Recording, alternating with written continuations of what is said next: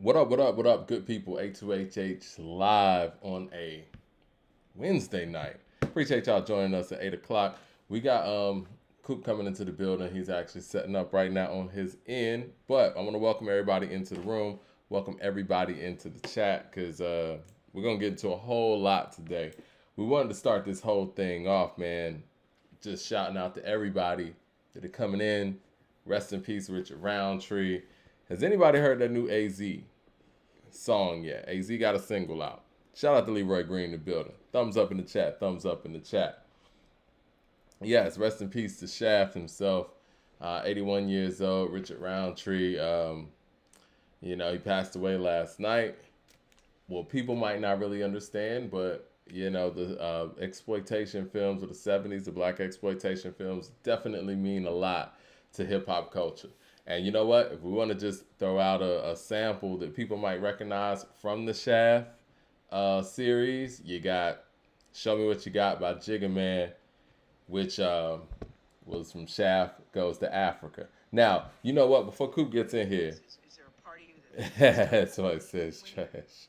The AZ song's trash? No, the AZ song's not trash. Before we get into the show, though, and I know we got Coop coming into the building, I'll probably replay this when he gets here. Somebody actually sent this to our Twitter. It was a clip of Jay-Z talking to Gayle King. And he was talking about making new music, talking about, the whole term retirement. And I want to play this for the people who might not have heard it. I'm going to speak to it a little bit. That's what Jay had to say when Gayle asked him about new music. Fair use. One question everybody has is there a part of you that thinks it's time for me to get back in the studio, or you're in no rush to do that, or are you waiting till the time is right for you? Yeah, I think... Because we can't use the word retirement for you. Yeah. No, I already did that. I can't do that ever again. I would say I want to make music, but it has to be something important. I don't want to just make a bunch of tunes. That's not going to serve me. It won't feed me, first of all. What does feed you? What feeds you? I have to be saying something important. It has to mean something. It has to mean something to a larger society. Like 444, for example. It was a personal... Cool. What up, brother? What up? We live already? Yeah, we live already. You know what? Fix your camera. Yeah. You know how to get your camera and all of that. You good? Hold on. Let me share the screen for you so you can see what your camera's looking like. Oh, you went out for a second, brother. No, I'm fixing the cam. Give me 1 second. Okay. Yeah, that's cool. But yeah, this is what can you hear this? I wanted to go back, man. I was actually playing something for the fans out here. Somebody sent this to us on Twitter, and Jay was talking about making new music. He was talking with Gayle King about this. So I want you to hear this too, so you can kind of speak to this. I was actually about to speak to this before you called in. Hold on. When you sit here, the one question everybody has is there a part of you that thinks it's time for me to get back in the studio, or you're in no rush to do that, or are you waiting till the time is right for you? Yeah, I think... Because we can't use the word retirement for you. Yeah. No, I already did that. I can't do that ever again. I would say I want to make music, but it has to be something important. I don't want to just make a bunch of tunes. That's not going to serve me. It won't feed me, first of all. What does feed you? What feeds you? I have to be saying something important. It has to mean something. It has to mean something to a larger society. Like 444, for example, it was a personal story. Yeah. But the amount of vulnerability in there allowed for a lot of people to explore the space. When you sit what you think about that, Coop? Did you hear that? I heard it. What are your thoughts on that? Because I have a few thoughts. You first. When he said I don't want to make a bunch of tunes, again, I thought of an MC that is in his caliber that people throw around, who's number 1 and 2, that made 6 albums in 3 years. When he said that about making a bunch of tunes. And then I thought to myself, I always thought Jay's stuff was important, but when has Jay ever really been about making the quote-unquote important songs? And what does that even mean exactly? You know what I'm saying? Like, what do we deem important? What are we saying is important. Does Jay want to make "What's Going On" by Marvin Gaye or something? Is that what he's alluding to, or I don't know. I think that's a roundabout way of saying that nothing's coming. Nothing's coming. Glad you got that worked out. Yeah, that's all I heard. I heard that you don't have any music coming. And I heard also that, you know, the guy who, again, I've always put Jay so high because of his pace and quality, right? Like he said, never been a nigga this good for this long, this hood, this hot, this pop, this strong. He was able to stay around for every single thing and keep up with the times and drop every year and adjust to it. And now, and you know, I expect that at this point in his career, that's non-existent. So that's really not even a part of the debate anymore. It was great for one period, you know, the first leg of his career, if you will, or first leg and a half, if you will. But after retirement, well, he retired in 2003. That was 20 years ago. Since that time period, it's been kind of a, you know, hit or miss, slow burn type thing. And I think that we've been cool with the hit or misses because, at least me as a fan, I was cool with his hit or misses because of the consistency, right? And the difficulty that it looked like was happening there because he was ahead of his peers with the pace. But now that's not even a part of the discussion. Okay. So a couple things, and let's just unpack it realistically. Mm-hmm. First of all, it's funny that he's bringing that up. I don't want to hold him hostage for who he used to be, for one. Because, I mean, just to be quite frank, Mike, there are a lot of people in this city, in Atlanta, that don't fuck with me about some things I did when I was like 27, 28, 29. You know what I'm saying? I'm 42 now. Right. I'm a different person than I was 27. You know what I mean? That was 15 years ago. And so his purpose and his reasoning for music and his rationale might be different because he's older now. He's more mature. He's lived through some things. He's been highly successful. He's wealthy, made a fortune, ran a lot of companies successfully. He has a wonderful life that most black men in America can only dream of having. But let's not get it confused. Most of his career was him just making tunes for the moment. Exactly. Okay. Yeah. His notoriety comes from him for making tunes for the moment. So he can sing a different tune right now if he wants to. And I'm going to give him some grace and some space about age and just general growth. Right. And being appreciative of that. But let's not be lost on the fact, well, if that's the type of music that you want to make, that's fine. But that's never what we came to you for. Exactly. We actually came to your counterpart for that. It's interesting because, when he says stuff like, it has to feed me, like, and like you said, you're not holding anybody hostage, you know, to who they used to be, but who he used to be is the reason why he's held so high, right?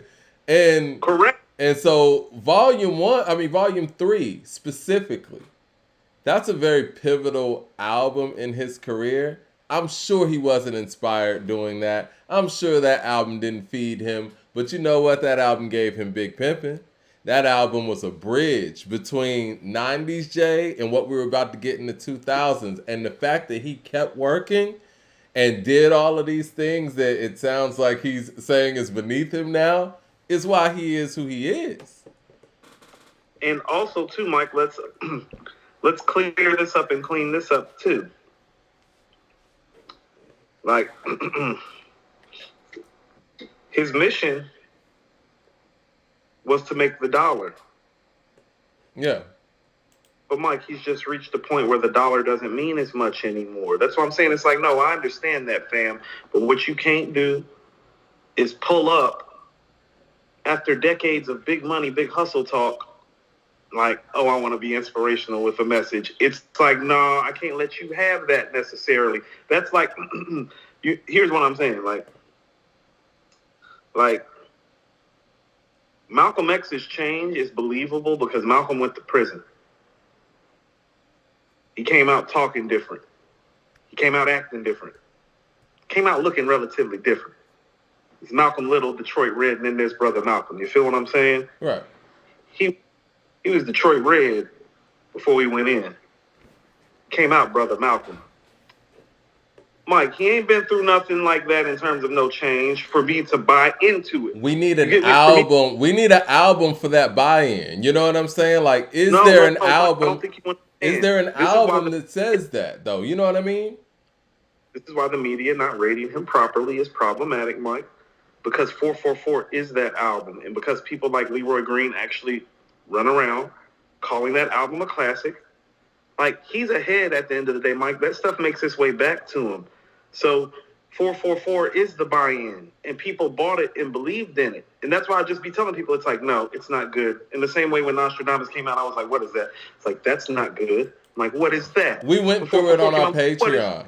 Cool. We went through the album track for track on our Patreon with the fans, with Leroy Green there. We're not bugging. It's not that good. It's I'm sorry.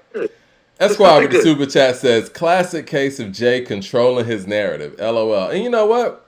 Jay's a hustler, man. Like he said, I'll sell water to a well. I ain't mad at him. It's what he does. But it's on the people to see through any of that stuff and have your own opinion. Just because y'all say 444 is nice, 444 is this and that, that's not going to make me change my mindset and just be like, yo, let me throw on Story of OJ. Let me throw on Smile, whatever. Like, bam. Yeah. These songs are cool, but by the level of this individual, listen, man, this is a bottom tier album from somebody with a catalog like his. I would say Reasonable Doubt's a better album. Volume 1's a better album. Volume 2's a better album. You know what? Based on the fact that we got So Ghetto, Hot is Hot, Big Pimpin' and all that, I'm going to say Volume 3 is better as well. The Dynasty's better.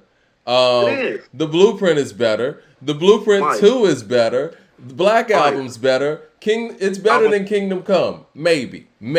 That's a conversation. Maybe. No, it's not. It might not be. Because Kingdom Come actually has Lost Ones on it. It has Kingdom Come on it. You know what I mean? I'll fuck with Show Me What You Got. It's a few records on there, even though I think Kingdom Come's bottom of the barrel.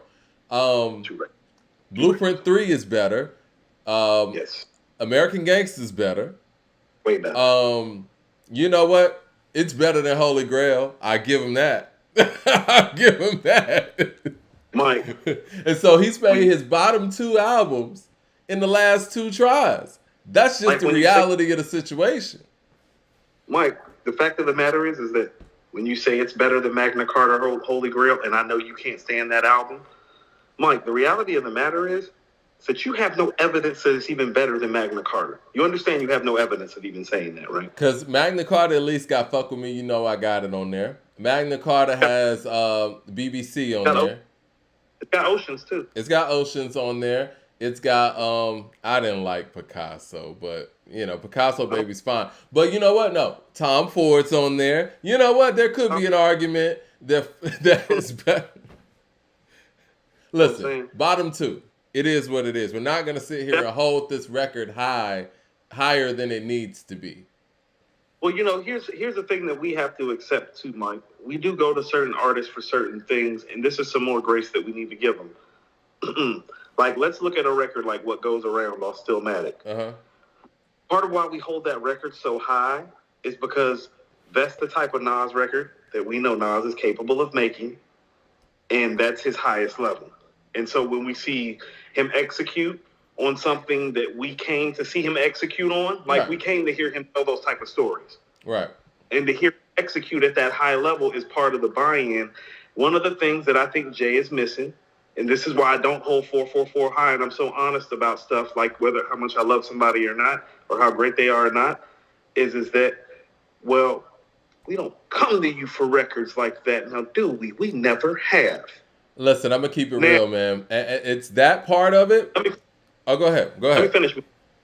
Because the other part of that, and the grace that I want to give him, it's like, well, I didn't come to Nas for records like 27 Summers and Spicy and 40 Side and YKTV and Brunch on Sunday, but he pulled it off. So stop talking to me and go pull it off.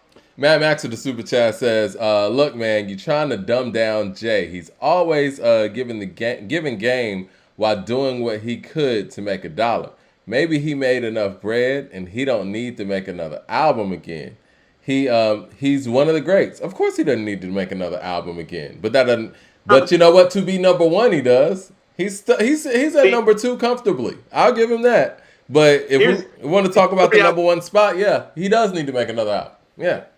This is like this interview and this conversation that he just had is why I've been saying for almost 2 years straight now, no, this shit Nas just did changes everything. Yeah, straight up. Everything because everything you're saying about Jay, oh no, we can say that about Nas now too, except for he just made 6 albums. It's like, well, he doesn't have to rap. No shit, neither does Nas. Exactly. You know what? Who in their bracket for the most part really has to rap? You know what I mean? Like, let's stop saying that. Drake don't have to rap. Yeah. Eminem don't have to rap. I mean, really, let's stop and let's keep it real. Snoop Dogg doesn't have to rap. You know what I mean? There's a lot of people who ain't got to rap. Like, so let's stop saying that. Nelly just doesn't rap anymore, okay? Right. Mad Max in the super chat says, if the man's not inspired to rap, he's not inspired. You acting like that he's Dot or Andre. Jay has been outside for a long time. And you know, it's funny you say that, Mad Max, because I was just talking to Ron today. And I was telling him that really that's when you really measure greatness, right? And that's what I've always held Jay high for. When the D'Angelos, the Andres, the Lauryn Hills, and all these people talk about, I got to be inspired. The sun has to be shifted this way for me to perform. This man, Jay, went outside consistently when he clearly wasn't inspired. Like, Jay from Volume 3 is clearly not inspired Jay from Volume 1, right? The hunger was different, but he stayed out there, and I've always admired Jay for that. And so we can't sit here and flip it on his side now and act like, oh, okay, well, that doesn't apply to the person that applied that to everybody else. You know what I mean? Like, let's not do that. We got to be honest here. And for the people who were saying that we tripping on 444, prove it. Like, what albums do you think he has that 444 is that much better than, and why? Where's the evidence, really? Because this is what I'm going to say about 444, and I was saying this before when I was about to cut you off. The production is lackluster, which is something that we're not used to hearing from Jay, right? The flow is off, which is something else we're not hearing from Jay. And then everything you just said about just the vibrato that we're getting from him is not the vibrato that we're accustomed to getting from him on a high level. He makes powerful music. There's nothing powerful about 444. I'm sorry. The messaging and all that stuff is good. And where he went with it from a personal standpoint is awesome. But it doesn't translate to being better than the rest of his pieces of work. I mean, we're just not going to give him that pass. It is what it is. If that's where he wants to go in that lane, I think there's room for improvement on that. Just like there's room for improvement with anybody. No, that's the grace that I'm going to give him. Because here's what I will give him. Well, we just watched your counterpart. We watched his flow get sicker from year 47 to 50. Exactly. We watched him be as versatile he's ever been from 47 to 50. We watched him make the type of records that we don't go to him for. We watched him pull off those records. And people like myself have questioned his ability to make those type of records, and he did it. No, Mike, and me had somebody that always had him at number one. The part of his catalog that always made me cringe was those type of records. Yeah. It's like, oh shit, it's like I hear that beat. Like when I heard the 40 side beat, I was like, no, because I had just heard The Pressure and Death Row East, Mike. You know how I feel about Death Row East. I was like, no. And then he started rapping on it, and I was like, oh my fucking God. I mean, we're all fans of individual people, right? But if we're being objective here, there's no measure that you can sit here and say that Nas doesn't deserve the number one spot if we're talking about end to end. You know what I mean? Like, it's just no measure. What are you going to say? He's more consistent than Nas? We can't even say that anymore. That's always been the thing that people use. I used to use it when I argued for Jay. We can't say that anymore. This man hasn't made his bottom two albums have been his last two albums, and the one before that was 12 years ago. The consistency's not there. It's just what it is, Leroy. Curse me out if you want to, Leroy. This is just the proof. Well, here's the reality of the matter, Mike. he had about Reasonable Doubt's 96. He retired in 2003, right? Yep. No, a lot of guys have been really great for 7 years, Mike. That's part of why he retired, because as a businessman, you know what he is? He's a thinker sometimes to his own fault. Because for him, part of why he retired wasn't just because 50 was coming. It was because he was looking at who had held these spots before and how long they had lasted in those spots. Mm-hmm.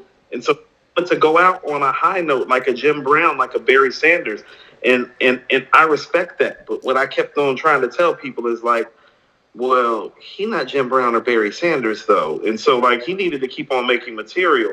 And the reality of the matter is Mike, for the last 20 years, his resume does not reflect the MC that is the greatest MC of all time. It's just a fact. Let me get to these super chats real quick. Fact. For the last 20 years, his resume has not reflected somebody that's the greatest MC of all time. Meanwhile, on the other side, one guy's made 5 of his 10 best albums in the last. And not even just that though, Coop. A lot of his peers from that era have kept going and have made some really quality material as well. So yeah. Dot with the super chat. Raekwon's one of the guys I was thinking. Dot with the super chat says, "Is Nas Jay only competition?" I guess it's Nas Jay's only competition. And I witnessed my only competition go 6 albums in a 3-year run. I'm getting in the studio and I'm getting inspired to drop an album. Oh, he says, if Nas is Jay's only competition, and I witnessed my only competition on a 6-album run in 3 years, I'm getting in the studio and getting inspired to drop an album. I mean, again, man, when he says something important, are we talking about what's going on or something? Like, what records is Jay talking about that he needs to be important? And in what way? Are we talking about socially conscious stuff? Are we talking about the lyrically I'd be Talib Kweli? Because if that's what it is, you can do that now, you know? I mean, okay, so here's the thing about it. You know, Jay was always a great song maker. I say after Volume 1, he became a great song maker. But he didn't really have epic mic performances, really, like, after Volume 1. If you really want to know the truth. I if would people want to say until Blueprint 2, but I understand what you're saying. He dumbed down his flow a little bit to kind of, make the radio friendly records, right? The lyrics just like Mike, like literally the stuff on Reasonable Doubt in Volume 1 is like when he's talking on Hard Knock Life, when he's talking about spitting some of the hottest rhymes rappers ever heard, Mike, he's talking about Reasonable Doubt in Volume 1, and he is very, very right. He's very, very right when he's saying that. I think he's specifically talking about Volume 1. I personally do too. Yeah. I think it might be a better mic performance. It's just the songs aren't better because the feeling's not better because he's not, about to get indicted out this bitch. I think that I don't know, like, man, because mic performance. Do you remember Threat on the Black Album? He stopped doing shit like that. That's why Threat is a special record. Because it's like, no, he don't rap like that for 3 verses anymore. You're not getting those 3 type of verses out of Jay anymore. 44 Fours was special, and I wish we could have gotten that on wax. You change your face, but the bullets change all that for you. Y'all niggas is targets. Y'all garages for bullets. Please don't make me park it in your upper level. Valet a couple strays from the 38 special, nigga. God bless you. No, he stopped rapping like that. He did. So when he goes up and raps like that, we overvalued it. When really we should have been asking ourselves, well, if you're so great, why can't you make the record and still rap like that? Because the truth of the matter is, and this is why I always have the other guy. Biggie did it. That's what the counterpart does. Biggie did it too.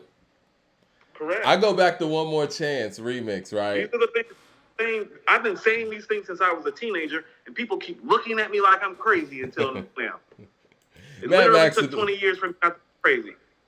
Mad Max to the super chat says, I mean, I never had Jay one, but the Nas run don't force him to make an album to be one because the audience that likes either not going to be moved by the other work. But you know what? I understand it. People are going to be fans. Fans are going to be fans. But when you pull out the catalog 10 years from now and you try to make that argument with somebody who wasn't there, it's going to look crazy.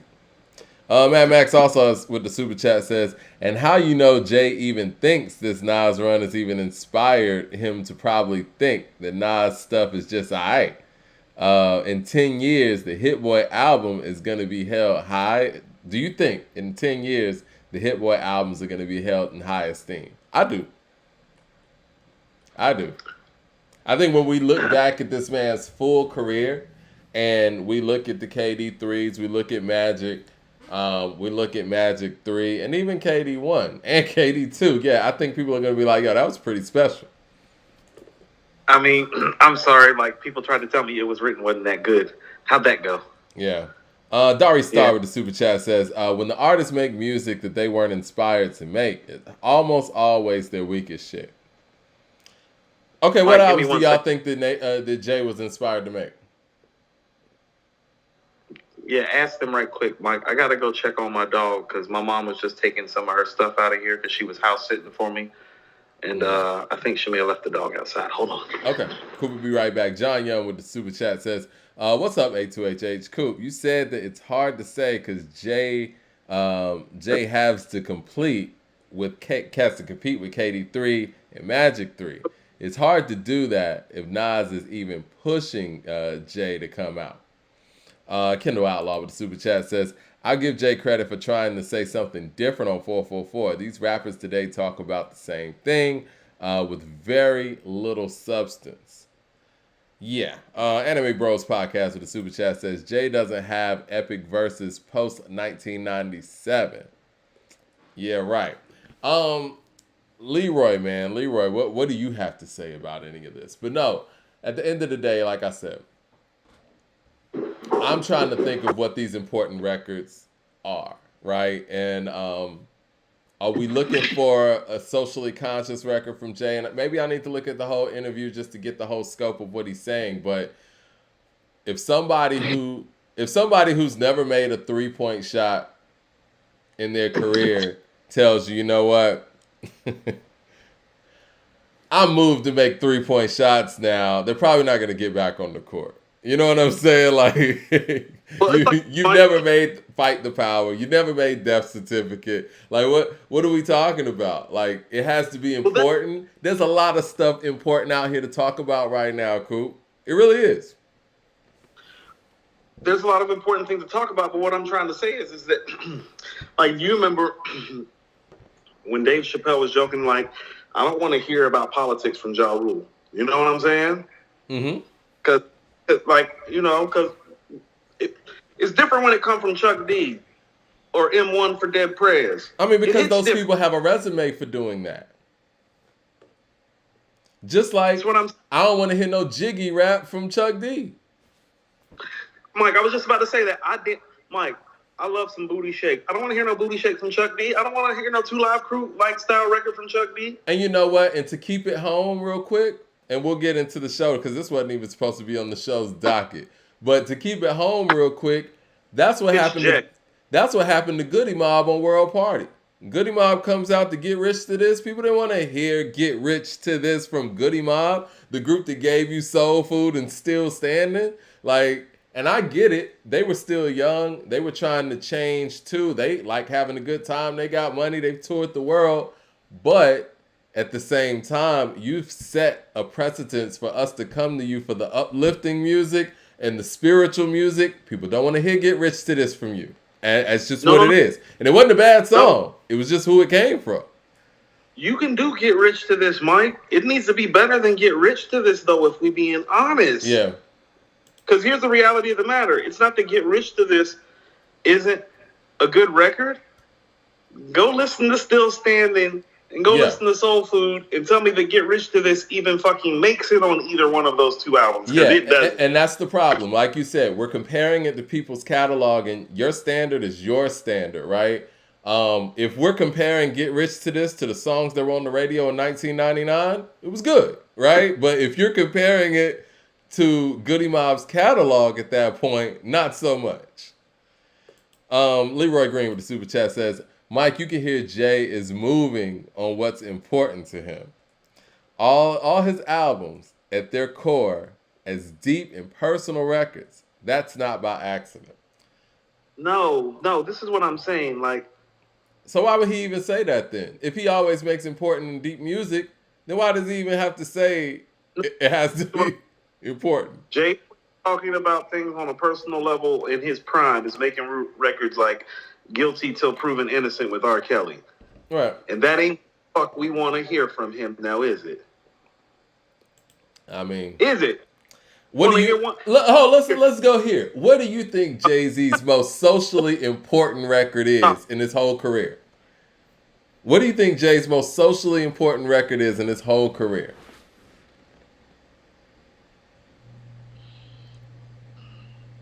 I'll go to the super chats while you think on that. Mad Max says they're not gonna be held high, Mike. They're okay.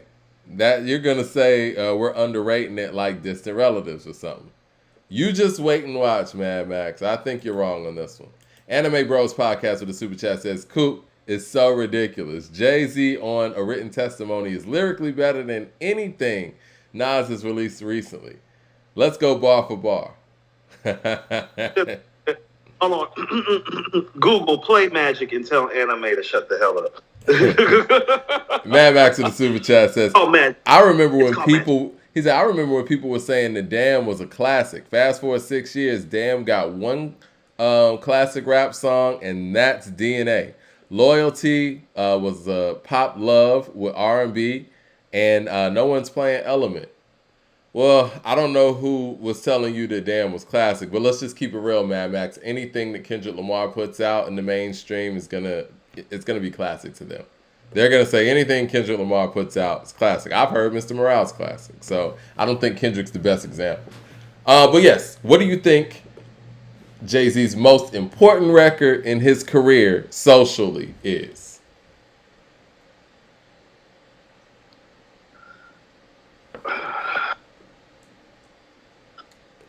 Yeah, it shouldn't be that hard to answer, you know? I mean, the fact that we're having this conversation, you feel what I'm saying? Like, that's part of the problem. The fact that we're having this conversation. Yeah. Yeah. Well, let's get to the show. Because he doesn't even, how about this? Like, even, this is where the talk is different, Mike. When Nas is talking about his man going to jail, he makes One Love. When Jay is talking about his man going to jail, he makes A Week Ago. And we go to them for those perspectives. Right. We go to them for those perspectives.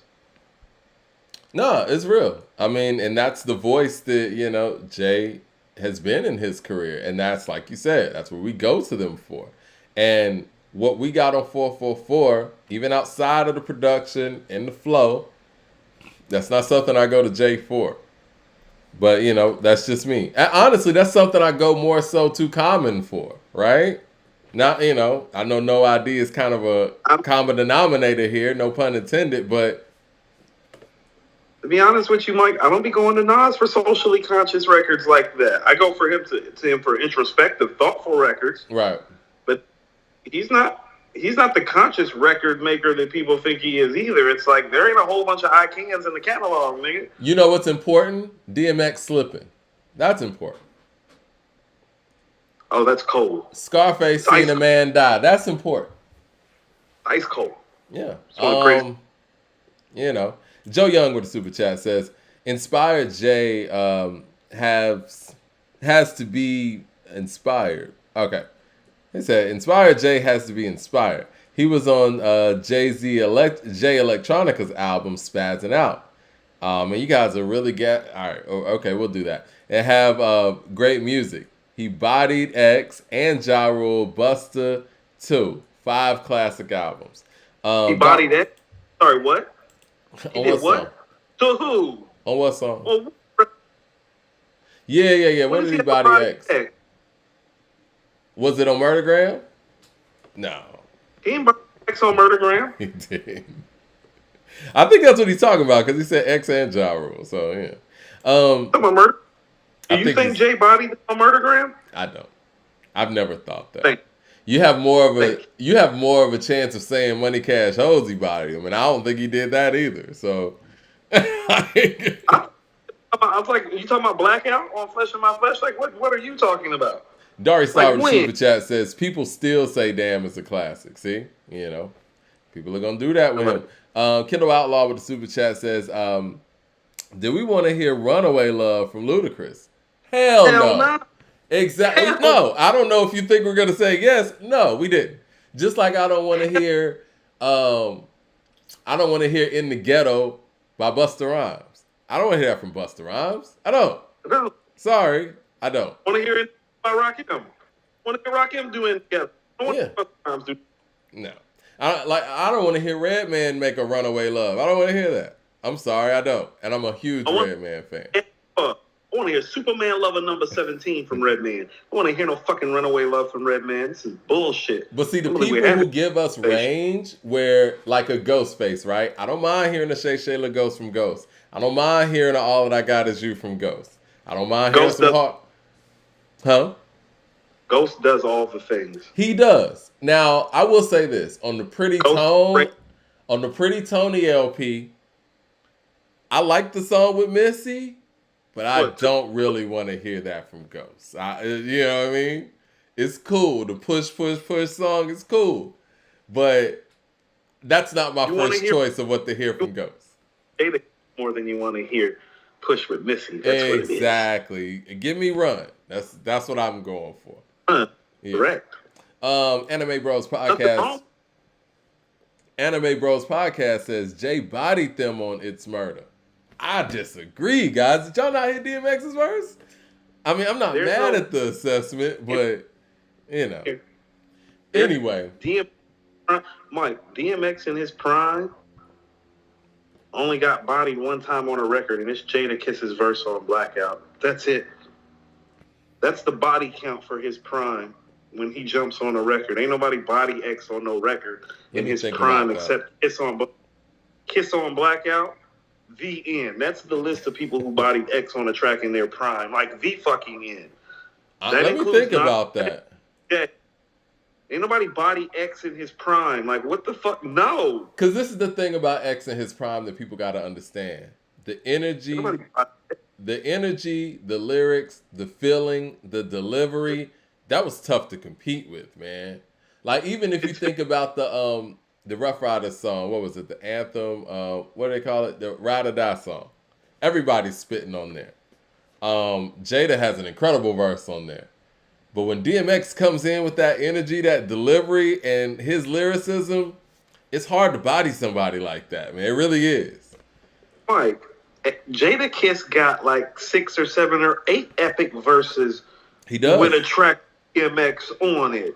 Money, Power, Respect is one of them. That's what I'm saying, Mike. Yeah. Got a bunch of records with X where he's going crazy. But that's X. Yeah, it's only so much you're going to do with X.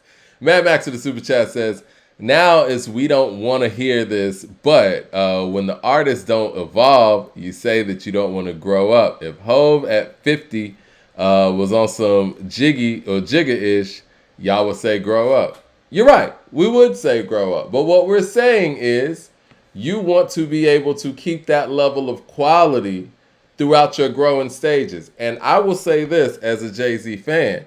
I felt that he was growing with American Gangster.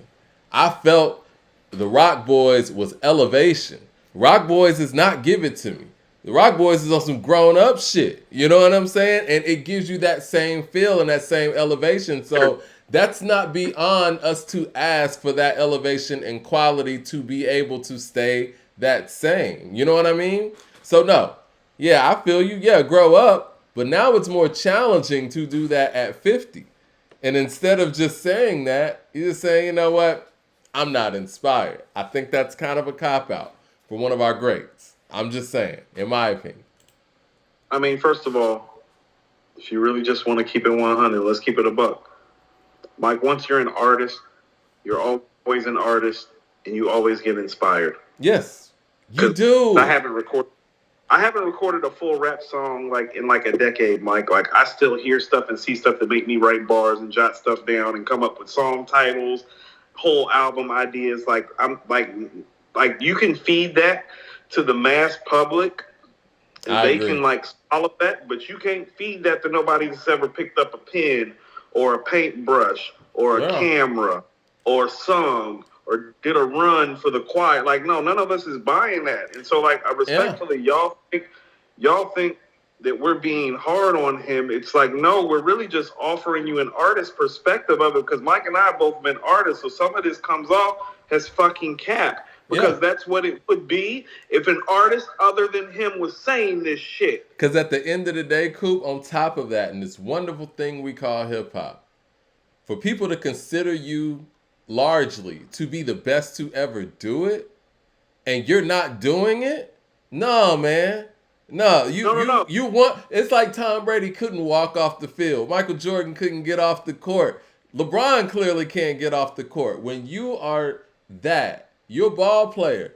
Jay can be whatever he wants as far as entrepreneur, all of these things. At the core, he is an artist. He's an MC. That hunger to be the best, it's not going to go away. It's not. We just watched the evidence of that fire not going away from his counterpart. Yeah. So either you're conceding or you're in this fucking race. Facts. But don't kick that shit to, it gotta be important. No, nigga, step to the mic. Step to the motherfucking mic and go get the job done. Was the God Did verse important? Was that enough? What? Was the God Did verse to rap 5 minutes? Was that important enough to do that? Or were you trying to prove something? Or were you trying to put it out there that I still got it? Mike, I learned more on imaginary players than I did on God Did. Leroy Green. You feel? Right. Now I agree. Like, I didn't even know they made a 4.0 and a 4.6. Damn. You can get manicures on a plane.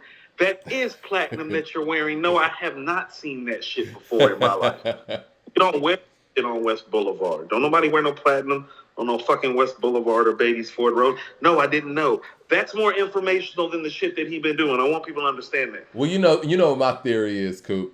I don't think that people who are recording artists just stop recording, right? I think whatever he's recording just ain't hot. It is what it is. You said this album, Mike, and you were totally right. I have no reason to not believe this is right, because the reality of the matter, this is what I mean about Nas changing things. Oh, no. When you got it and you're making good material, you want the world to hear it. You don't care how old you are. Yep. You don't care what style of record it is. Like, this is what I'm saying. This 6-album run that we're talking about, Mike, what is the quote-unquote, like, conscious Nas record? The conscious The one? truth? The truth? No. I was going to say Magic 3. What's it called? It'll come to me in a second. Leroy Green got the $20 super chat showing love. He says, dope this man. This nigga making something called Pistols on your album cover, Mike. Having fun. Fun. Leroy Green with the $20 super chat says, record. He says, dope man, beach chair, Family Feud, 444, Fallen, anything, soon you'll understand, Meet the Parents, Lost Ones, Minority Report, Song Cry, Oceans, Nickel and Dimes, Regrets, Mama Loves Me, what is this, Andes, Most Kings, If I Should Die. Okay, that's where I'm going to go. Leroy. I don't know how important Leroy thinks Dope Man is. I never was a big fan of Dope Man. I never liked Beach Chair. Mike, these records, most of these, like almost all of those records he named, except for 2 or 3, aren't even socially conscious records. That's our point.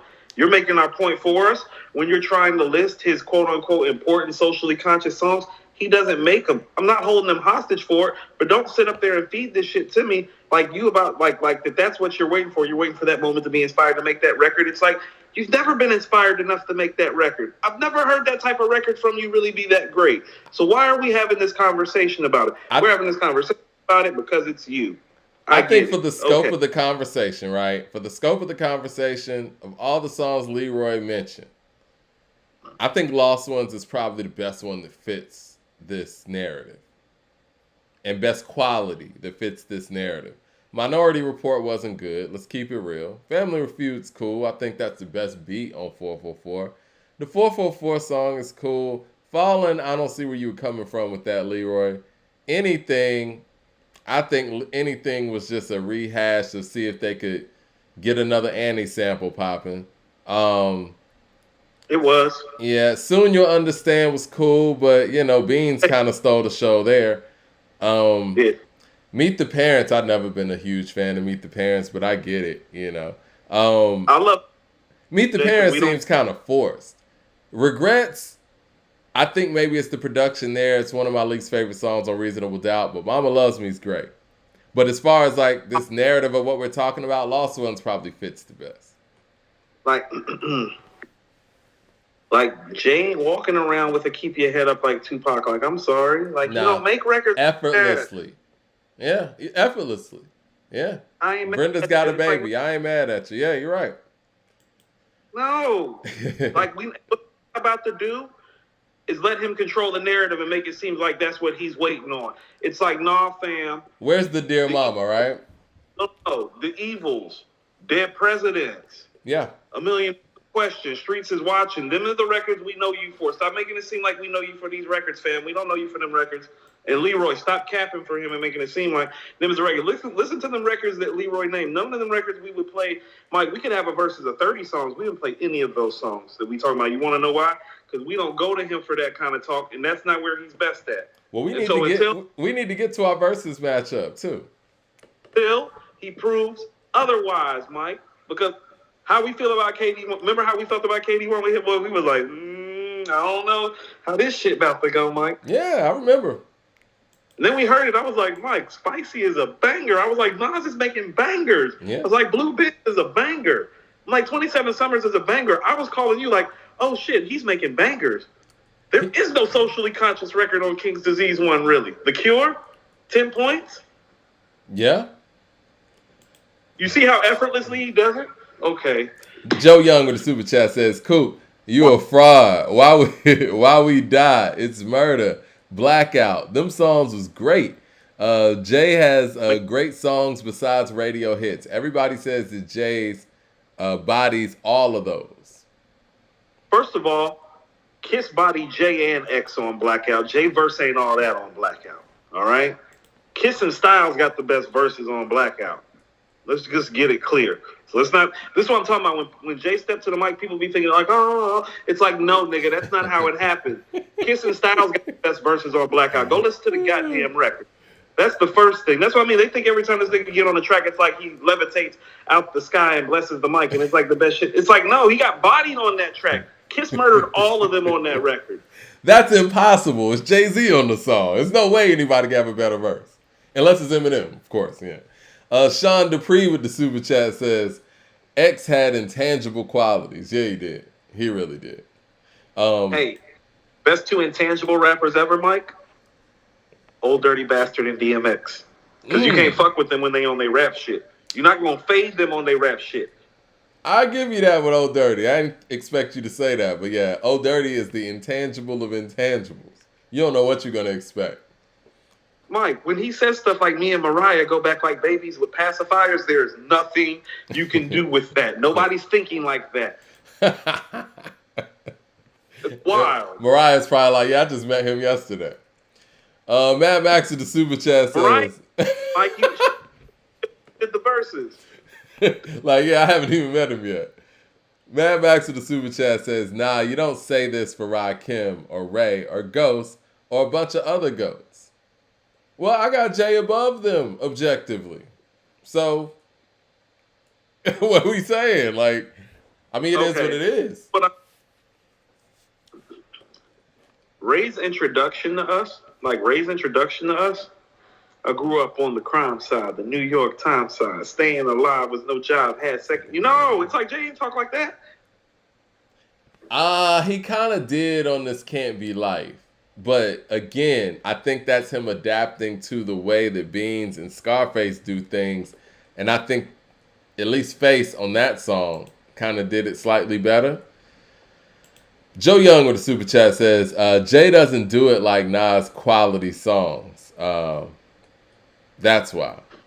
Jay doesn't do it like Nas quality songs. See, it's funny how the narrative changes over years. Now Nas is the one that is just putting out stuff. And Jay doesn't put out stuff because it has to be quality.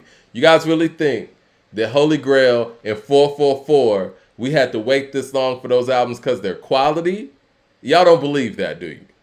You can't believe that. I feel like Jay, as an artist, he runs off of consistency and runs. And he's going to give you his best efforts if he's making records back to back to back to back. I mean, really, his catalog proves it. When he takes breaks, the quality suffers, unfortunately. Okay, so I mean, Mike, he has 7 great years. It's about as 7 great years as you could ask anybody in any genre or in any competitive field to have. Yeah. But he's the one that said, this is a marathon. You start off strong. Now you wheezing in the back. Those are words. And so when you want to talk about holding somebody to something, yeah, I'm not holding to my standards. I'm holding you to what the fuck you said. Because when you were in your prime, you were running around talking the biggest shit I had ever heard any great rapper talk. And earning it. And earning it. And earning it. And I'll give it to him. But you the one that said it was a marathon, not a sprint. And so when the person that you're comparing both to just made 6 albums in 3 years, and all 6 albums is pretty much better than damn near anything that you've done in the last 20 years, with the exception of 2 projects, yeah, we got a problem. And the problem is the words that came out of, look, and the problem is not me, it's not Mike D, it's not Nas, it's the shit that you walked around talking when you was in your prime. And so real. I don't want to hear this conscious shit, Mike, because it feels very cop-outish. It does. It's to say, I don't want to just make a bunch of tunes. Whoa. A bunch of tunes is what got you here. You were the guy we came to for the tunes. Yeah, and you did great at it. Like you said, started off fast, now you wheezing in the back. I'd like to thank you all for coming out. But here's the reality of the matter is the 6 projects this guy just made, only thing that you got to compete with it is what? American Gangsta? And some Blueprint 3 tracks? Nah, fam, I'm going to need you to recant your statements, not switch up speeds like this. Or here's the reality of the matter, too, Mike. It appears he's in a different place with his faith. Speak to that. Well, this is the thing. And since you're speaking to the past 20 years, I think it's important for people to look. I think it's important for people to view it in this manner. What Jay-Z's catalog looks like after 2003 is Kingdom Come, American Gangster, Blueprint 3, Holy Grail, 444. You could throw the album with Beyonce in there as well if you like. 20 years? Come on now. Black Wealth and Power with the super chat says, Jay was always a better MC than X. We really need to stop getting carried away by energy and barking. R.I.P. X. How disrespectful. And then he said, maybe that ain't supposed to be disrespectful, but the way I read it, it sounded disrespectful. Uncle Fred with the super chat says, Jay hasn't been concerned with Nas for years. He is on what is important for him. But it makes an album. But if he makes an album, it will not be full of skill rhymes like Superhero Status, Meet Joe Black, or I'm on Fire. Okay, let's think about this though, Coop. Okay, he hasn't been concerned with Nas for years. What has he actually done? What has he actually done musically where he can actually feel that way? If anything, I would think, based on the music and the catalog, he would be more concerned with Nas now than ever. Because when he was beating him, quote unquote, he was concerned with him, right? Now he's not. And so now he's not beating him musically. He's all of a sudden not concerned with him. I don't know, man. I mean, I know you guys probably feel like that's more of a money thing, but if we're talking about musically and being competitive and being the greatest MC, he has to be more concerned now than ever. Let me ask you something. Sure. I know you're a bigger American fan than I am. A bigger what fan than me? American. Oh, yeah. Is Life is Good and American Gangster comparable albums to you? I think they're comparable. I would give American Gangster the nod, but they're comparable. It's a conversation. Okay, Mike. when we do Nas's list now, you know, Life is Good usually falls like 7, 8, 9 on the list. Mike, where's American Gangster fall in Jay's catalog? Top 5. Then don't tell me this run don't matter. Yeah. And don't tell me I'm not paying attention. That is a lie. Because let's be objective, right? The albums that you would put ahead of American Gangster straight up would be Reasonable Doubt, at least for me, Reasonable Doubt, Blueprint, Black Album. Boom. Now we're having conversations. Volume 1 over American Gangster. I know you're taking Volume 1 over American Gangster. I don't know. I think that the blips on Volume 1 make me put it behind American Gangster, but the highlights of Volume 1 trump American Gangster. I like American Gangster's flow and its unskippable abilities, right? I think Blueprint 3 has the hits over American Gangster, but I don't think it's a better album end to end. But I don't either. And I don't think that. Same thing with Volume 2. Volume 2 got the hits. I don't think it's a better album end to end than American Gangster. So yeah, American Gangster is probably a top 5, maybe 6 if you want to be, really strict on it. You could say Blueprint 3 and Volume 1 are better. But I don't think there's a way to say that Volume 3, The Dynasty, or any of those albums are better. So, how about this? We're clear about this. American Gangster is the best album he's made the last 20 years? By far. I think so. I think the only other one you could say is maybe the Blueprint 3, but I think American Gangster is a better album than the Blueprint 3. Okay, Mike, let's be honest. Is American Gangster better than King's Disease 2?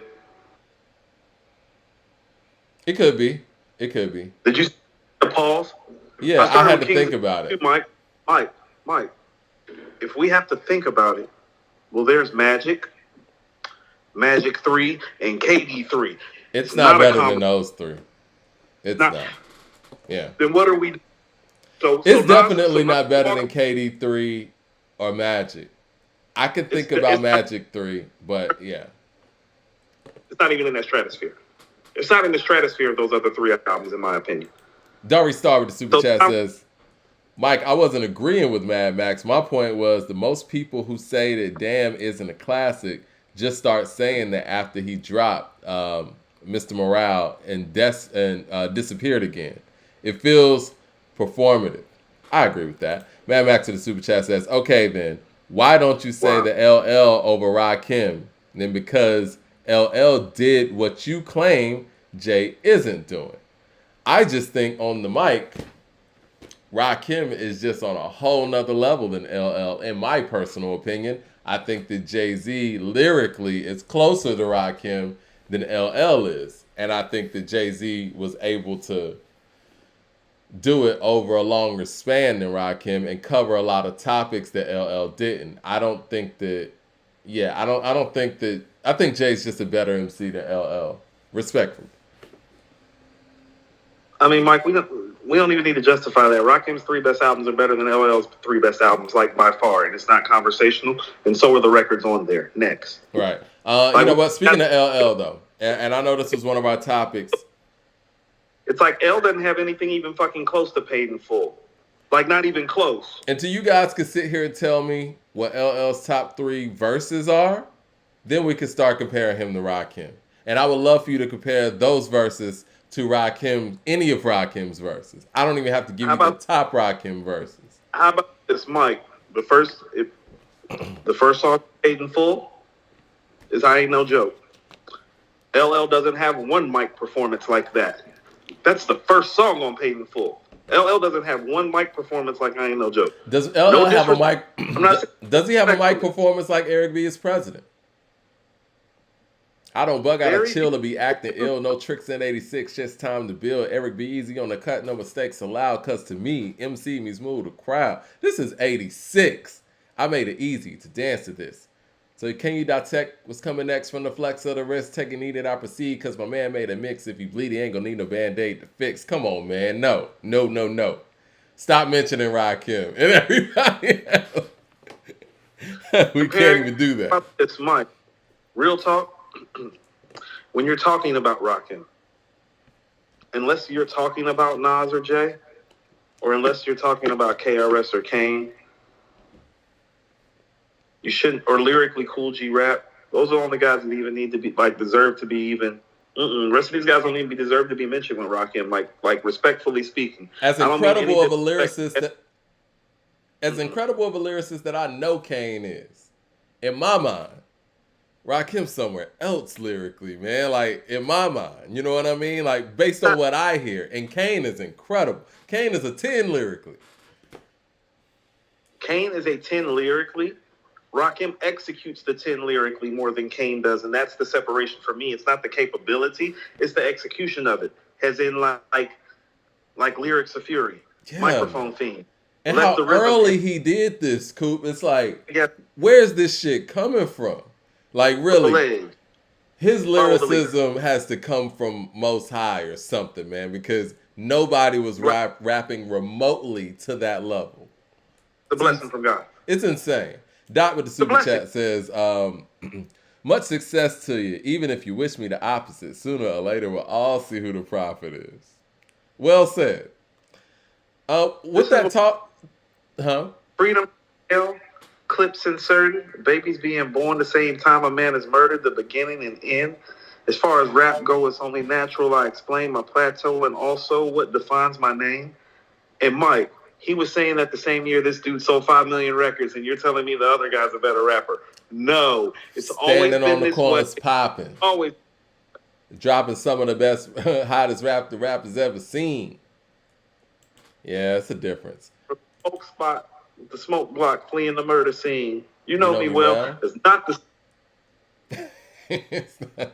CJ Kid with the super chat says... Say it out loud. When you say that stuff out loud now, Mike, it's like, really? Yeah, it's not the same. CJ Kid with the super chat says, since there's an artist version of Nas and writer version of Nas, which album would be the best introduction to blend both to a new fan? I would say Stillmatic. I would agree with you because it was written still might be too dense for some people. Yeah, because Stillmatic.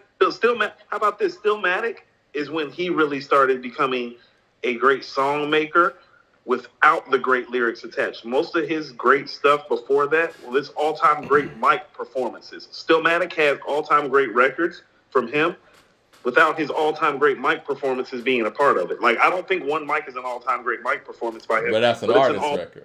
Song from him. Yeah. Correct.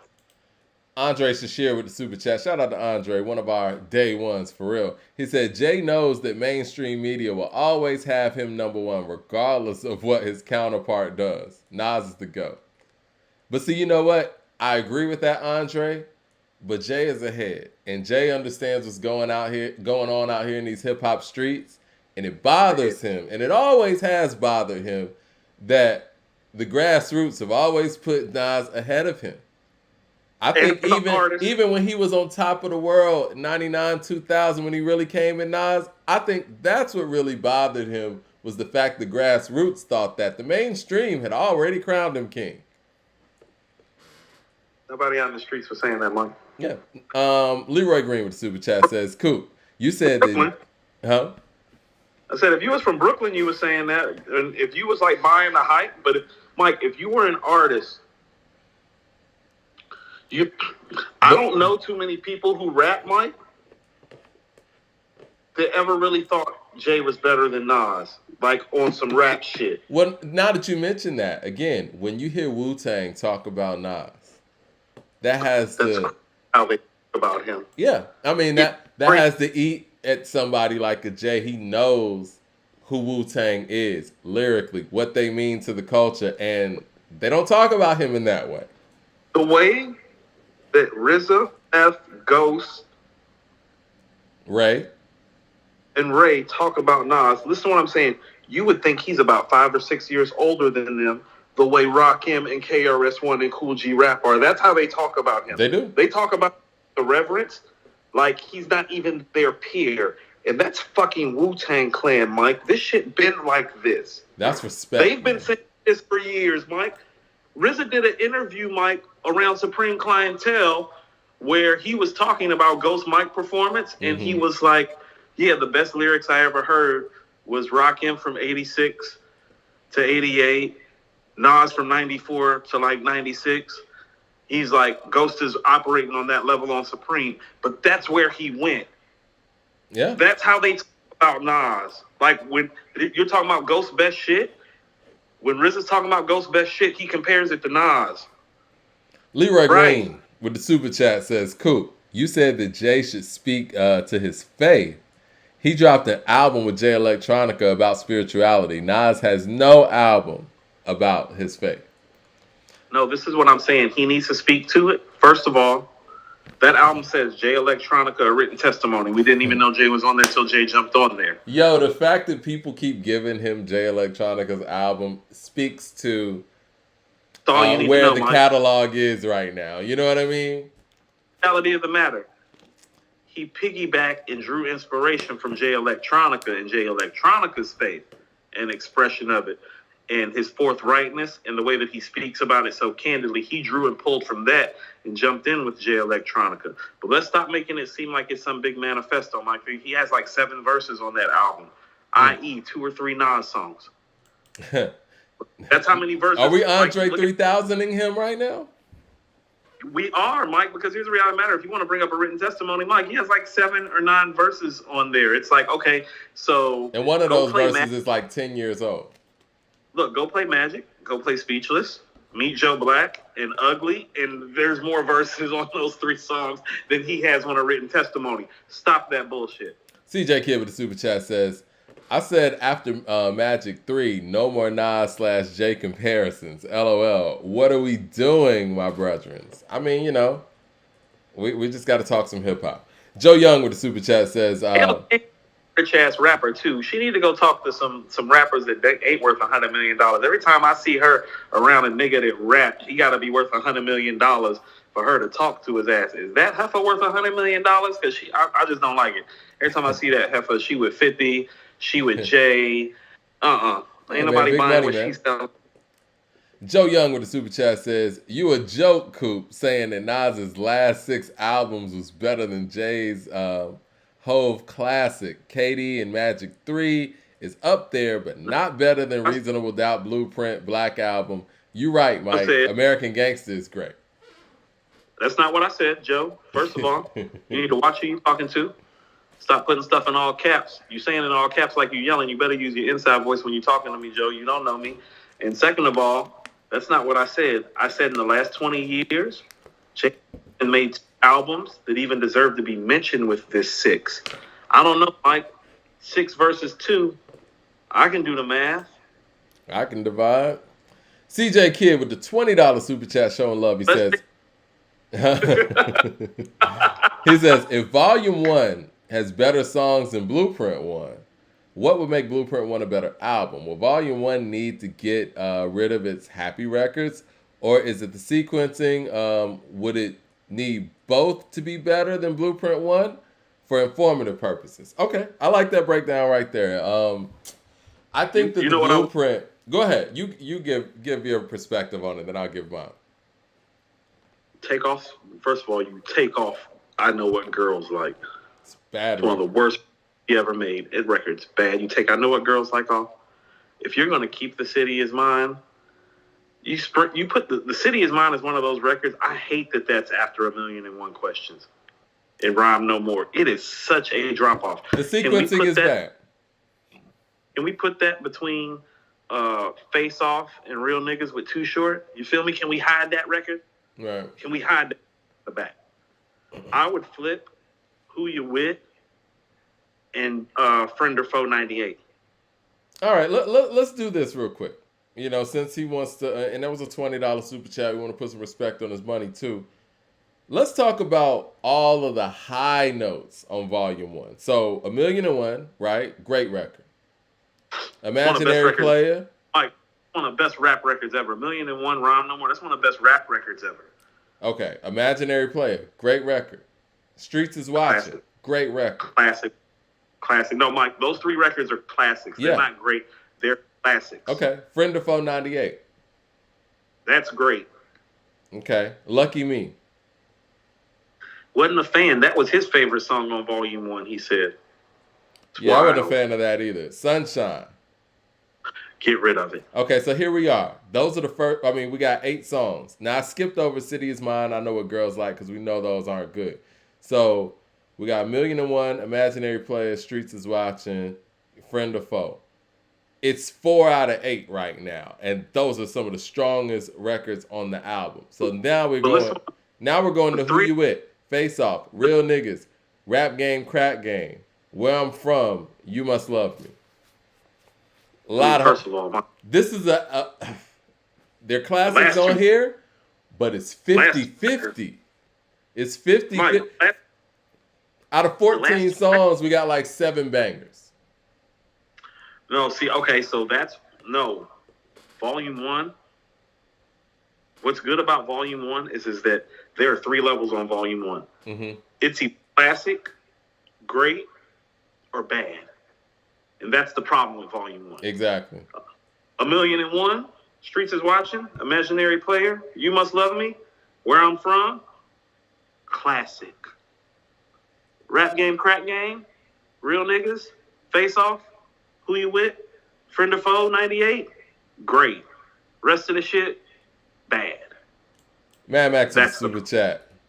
Mad Max super chat says LL doesn't deserve to be mentioned with Rakim as a rapper, as a rapper career for career, as a rapper career for career. Rap shit, no. He said, say that to his face with the same bass because you really tweaking. LL's top 5 ever. I love LL, but as a lyricist, I can't say he's with Rakim. I would say that to LL's face, and I love LL. I'm probably a bigger LL fan than you are, Mad Max. I'm just being honest. Mike, the first rapper I ever imitated was LL Cool J. LL is the prototype of what a solo MC is supposed to be in this game. He's an icon. He's a legend. Yeah. He has a hit sheet that few, if any, can match. He not Rakim on the mic, and I'll tell him to his face. Nobody is. You know, I don't even think. I think there's maybe 3 people who are Rakim level on the mic on a great day. It's not a lot of people, man. Not a lot. I think it's, but it ain't much more. Yeah. Like you got 3, I got like 5 or 6. Yeah. Yeah, it's not a lot, man. Consistently, nah. Give me G-Rap, Kane, KRS, Nas, Jay, Black Thought. If we talking lyrically, like operating on his level. Lyrically, man, off the top of my head, I go Nas, Black Thought, Jizza. If we just talking lyrically. I can put the Jizza in there. I thought about Pun for a second. Pun flashed through my mind. Now, Pun got flow, but lyrically, no, man. Nobody's rapping like Rakim. And you know what? Nas took it there because of his creative writing. The rewinds, the I Gave You Power. He took certain writings to another level, so I'll put him there. Obviously, Black Thought's pen is just, you know. He does rock things with the mic. Exactly. And Jizza, man, yeah, he's been doing this for a long time from a core level, but I mean, a lot of other great MCs, but it's not many people that I could put in the conversation lyrically with Rakim like that. Mad Max in the super chat says, and I got Rakim over LL by the way, but you need to lower the tone on LL. LL makes great songs, great bangers, but you really think LL's going verse for verse with Rakim? He have stuck up for LL more than any other podcast that I've seen since we've been in existence. Me specifically, like I'm taking bullets for LL. Mike has called me at midnight about LL getting the shaft about many a thing. Yeah, like I've been fighting for LL to get into the Rock and Roll Hall of Fame way before we even did this podcast. So you know, I love LL. Mike. Okay, for those who don't know, Mike has been campaigning for LL to get into like the Rock and Roll Hall of Fame since like 2012. Or a long time. It's been a minute. It's like I had to tell you to calm down about capping for LL one time. Yeah, I mean, I didn't think that Tupac should have gotten there before him. I mean, but you know, and that's Pop. Humble Bragger with the super chat says, hello, Brooklyn, Sweet, I Know, Party Life, Blue Magic are all trash records. Stop playing. I didn't know that was going that way. If a bill about that, Mike, because I do think American Gangster has skips. I did. Listen, okay. Hello Brooklyn, I didn't like. You could skip that. Sweet, I like. I know it's dope. Party Life is dope. I like Blue Magic. Sorry. One of my Mike, that stretch, Rock Boys, Sweet, I Know, Party Life, that's my favorite stretch of the album. Say Hello, yeah. Say Hello is my shit, Mike. Yeah. Say Hello is one of my favorite songs on there.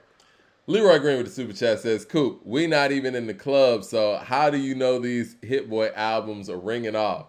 Jay-Z, when he was terrorizing the club, Nas didn't do what Jay did. First of all, Leroy, you think for yourself. Yeah. You see, unlike you, the kids like me. And so I'm still outside because the kids still invite me outside. Nas getting played outside? Huh? Nas getting played outside with this. I'm Nas banging out the whip coming down Edgewood last week, Mike. So, like, yeah, I was even surprised. I was like, this nigga playing Nas? It's Friday night on the block? It's like, okay, we'll take it. It's like, we'll take the win.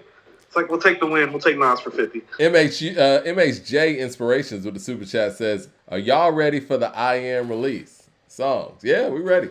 Uncle Fran with the super chat says, guys, this will be easy for you. I pay you if you can find any Jay-Z rapping about skills in the last 15 years.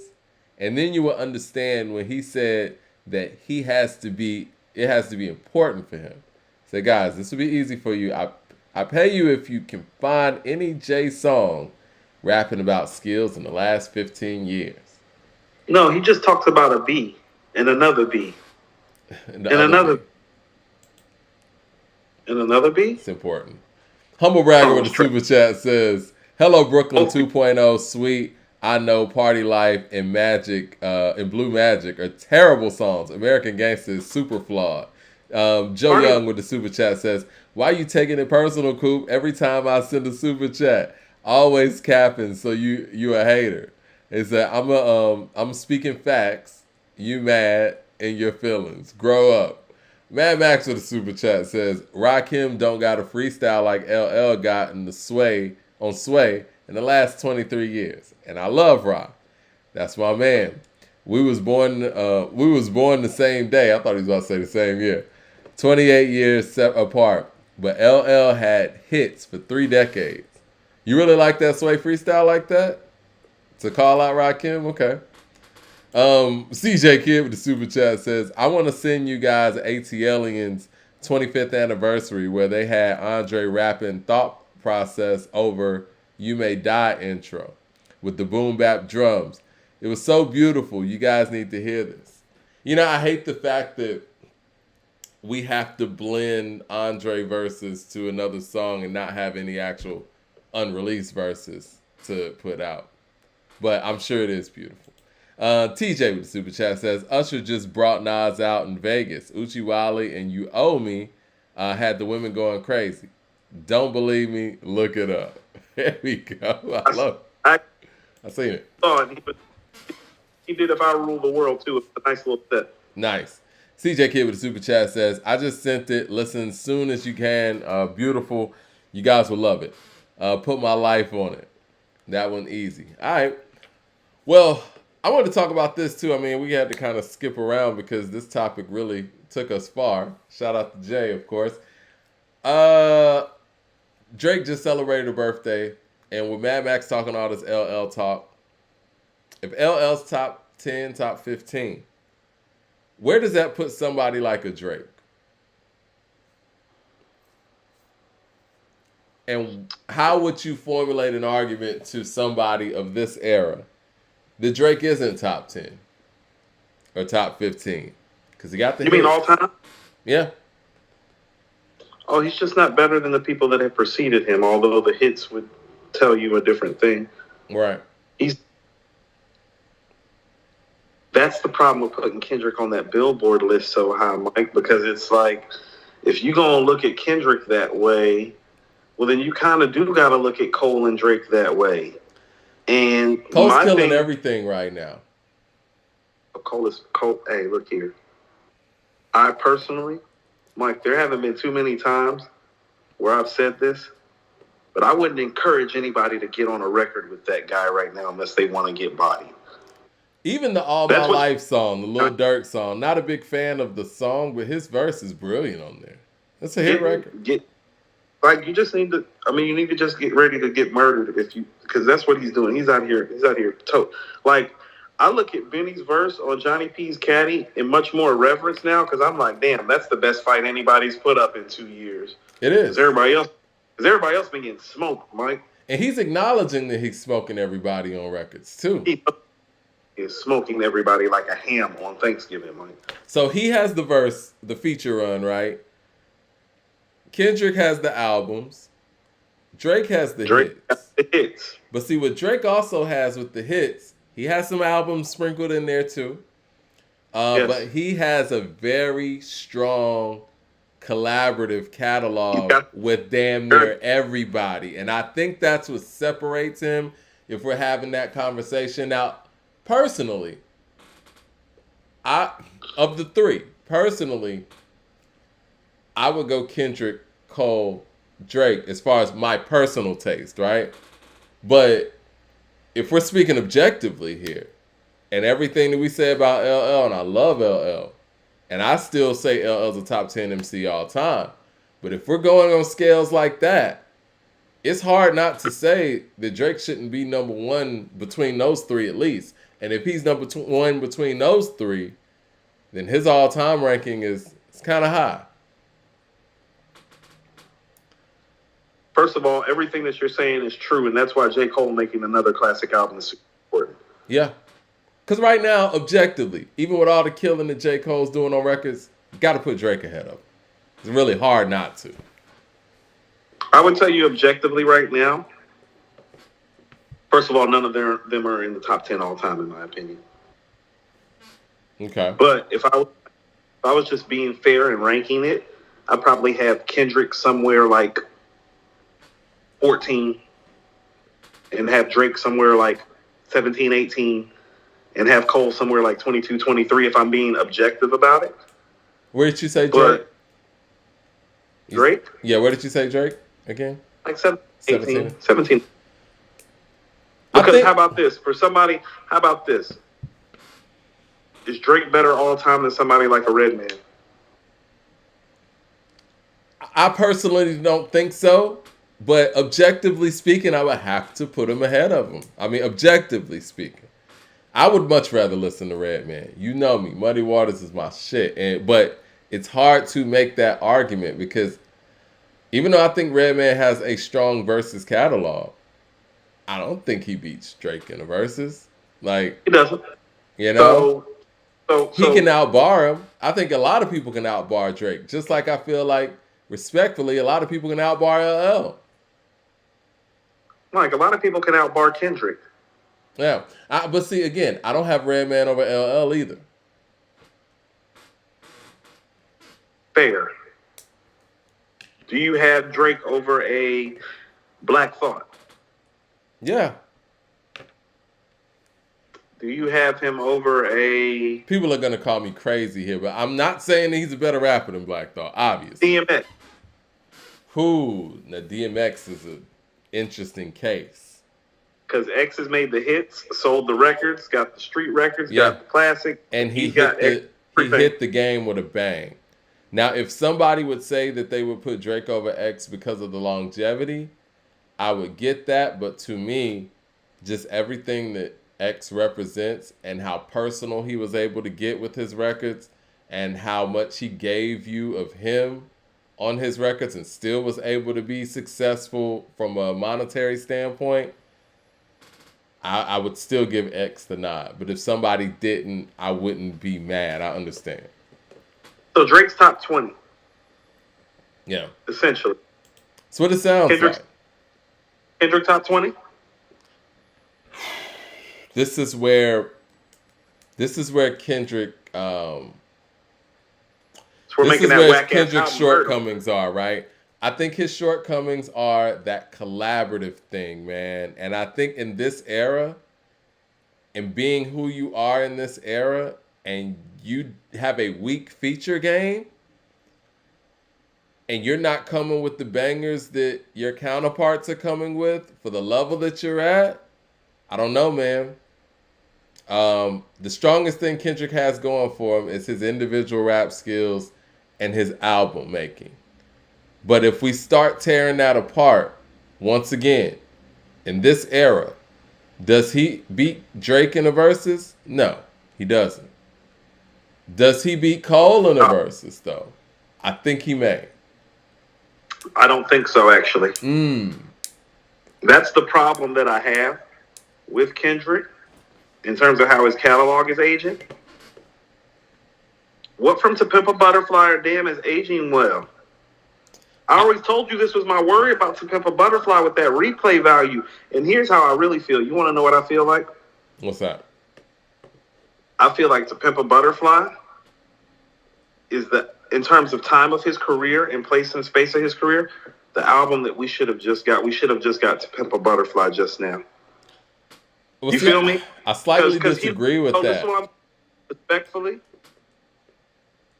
he don't have a lot of like classic rap shit, like on some rap shit, like the stuff Jay did on Volume 1. Oh no, Kendrick don't got nothing like that on one of his albums where you can say it's like, oh yeah, but there's 5 classic songs and there's 5 other great songs. No, he don't have no album like that. I got outside you. Of good. I can agree with that. I always thought The Pimp a Butterfly was a great follow-up to Good Kid, Mad City, because Good Kid, Mad City is so iconic in its time, and they were calling it the Illmatic of its era. I was like, oh man, he about to hit this sophomore slump. But he didn't, because To Pimp a Butterfly was so eccentric, eclectic and eclectic, right? So it was kind of like he went the unsafe route, but that saved him from the sophomore jinx stuff that would have possibly came even with a quality effort, because Good Kid, Mad City was so massive, But I see what you're saying too. That would have been the time to actually have some rap shit. Yes, Mike. Yeah. He did. It's like he's trying to stress to them about Kendrick's career in hindsight. Now it's just like, where the rap records at, Mike? It's fair. Mike. We know all the records from Volume 1 and what order they are in our head. That should mean something to you. Yeah. Like, think about Volume 1 is not a top 3 J album. Mike, we know the sequencing of the fucking album from beginning to end, because there is epic, all-time, great, important rap shit on there. That's the word of the day. Important. Important.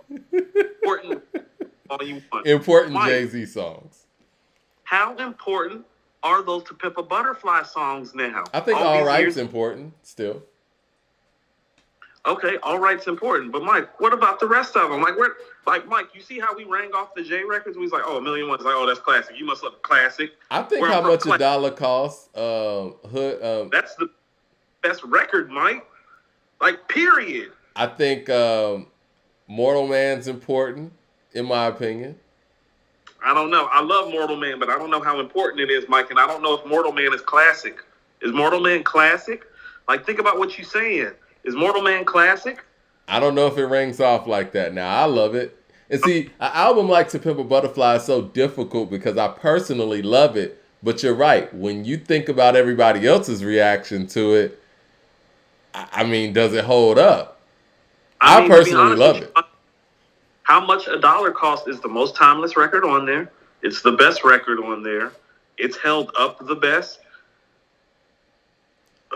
It's the only song that go to from what people saying are his greatest project and tell you that's a classic rap song.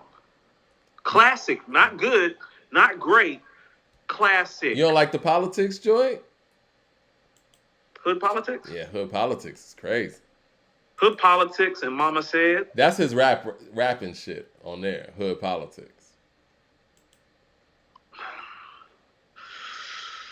Mike, here's okay. So my problem with Hood Politics, Mike. Hood Politics may not even make Good Kid, Mad City on some rap shit. That's the problem. I don't know about that. Let me get to the super chats real quick. Mike, almost every record on Good Kid, Mad City is better than Hood Politics. Mike, name the song. You want to go through the songs of Good Kid, Mad City? Sure. Because Hood Politics isn't fucking with most of those records. Like, you think Hood Politics is better than Backseat Freestyle? Because I think Backseat Freestyle is somewhere in the middle on that album. I like Hood Politics better than Backseat Freestyle, but both are great records. Okay, But so that's that's how what I'm saying. high hold hood politics.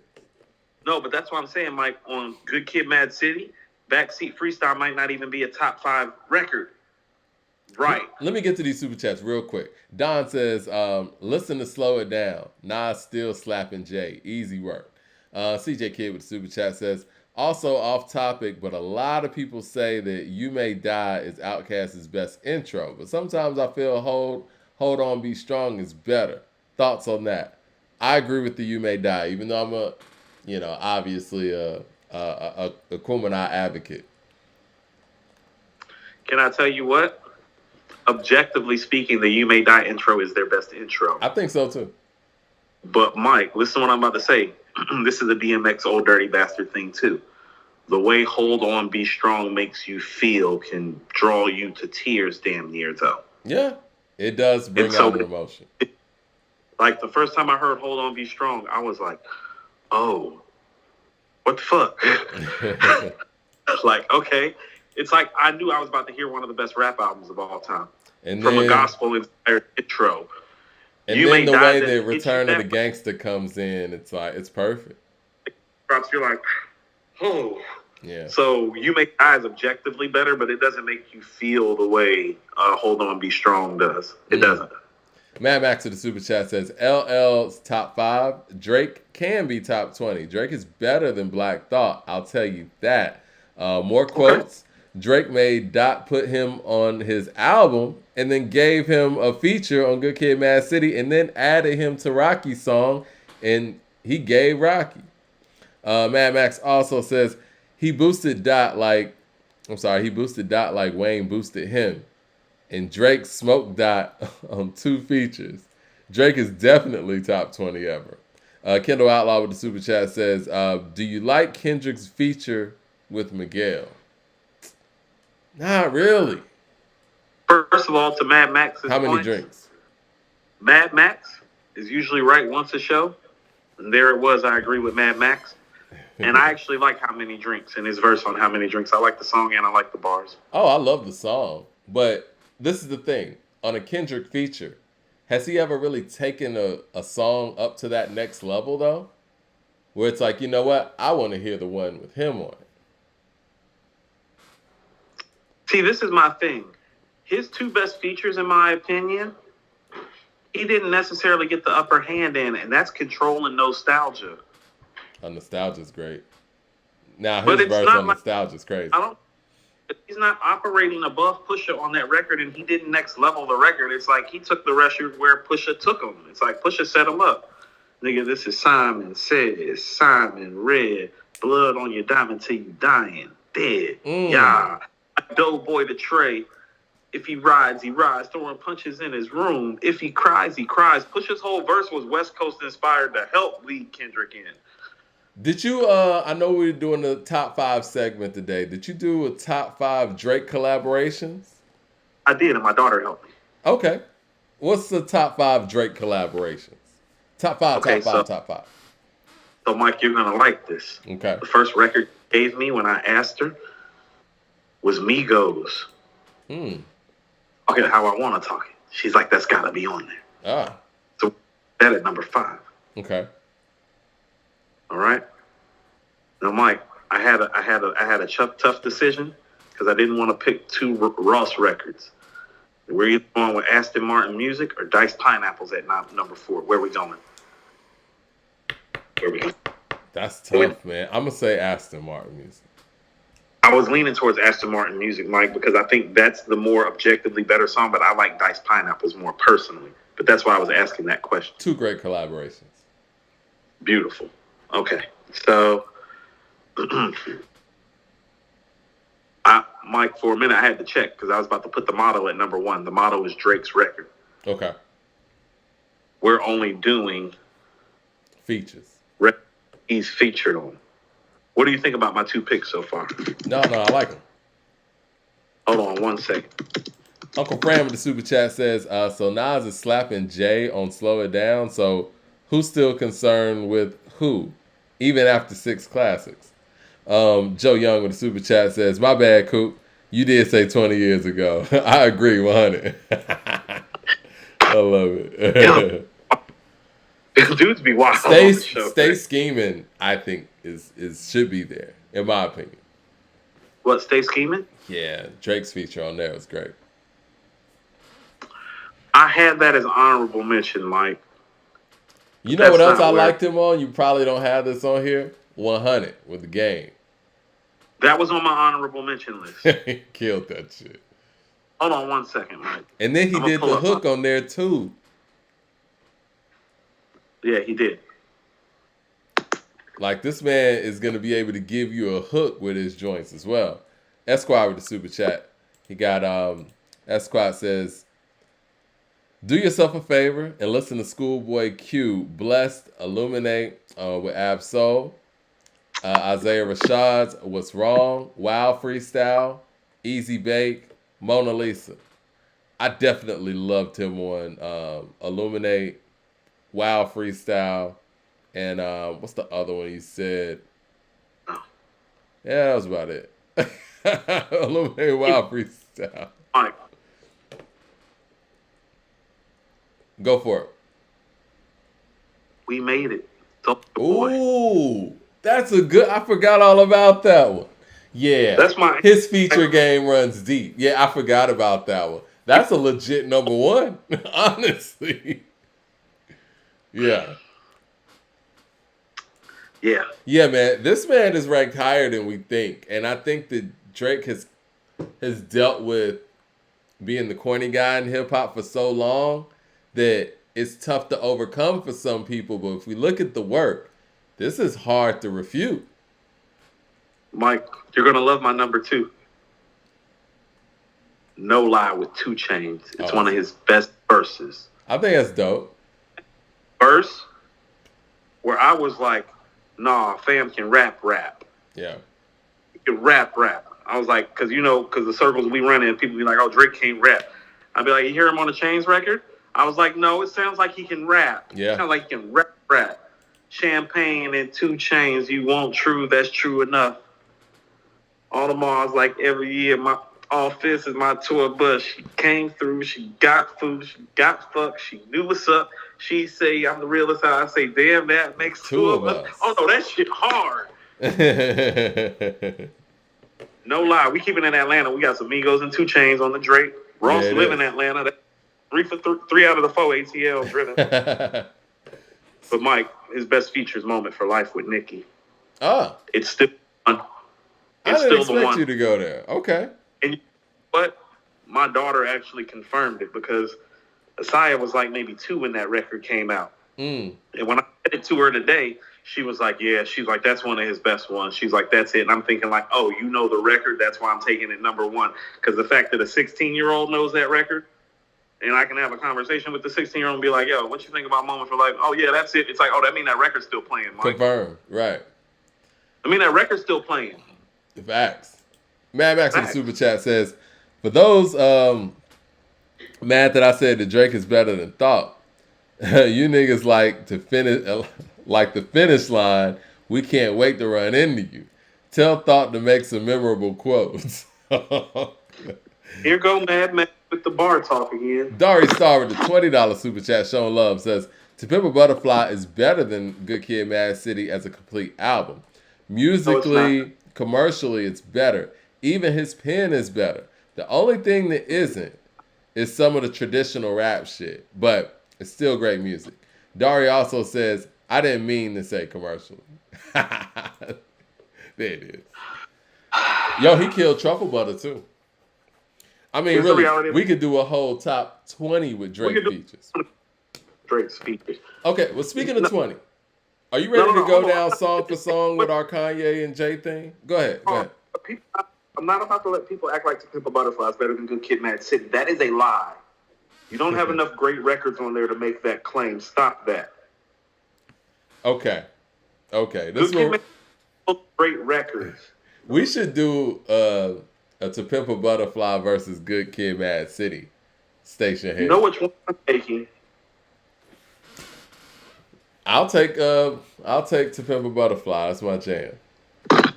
You do that, Mike. You're not going to win dropped nothing. The camera on that.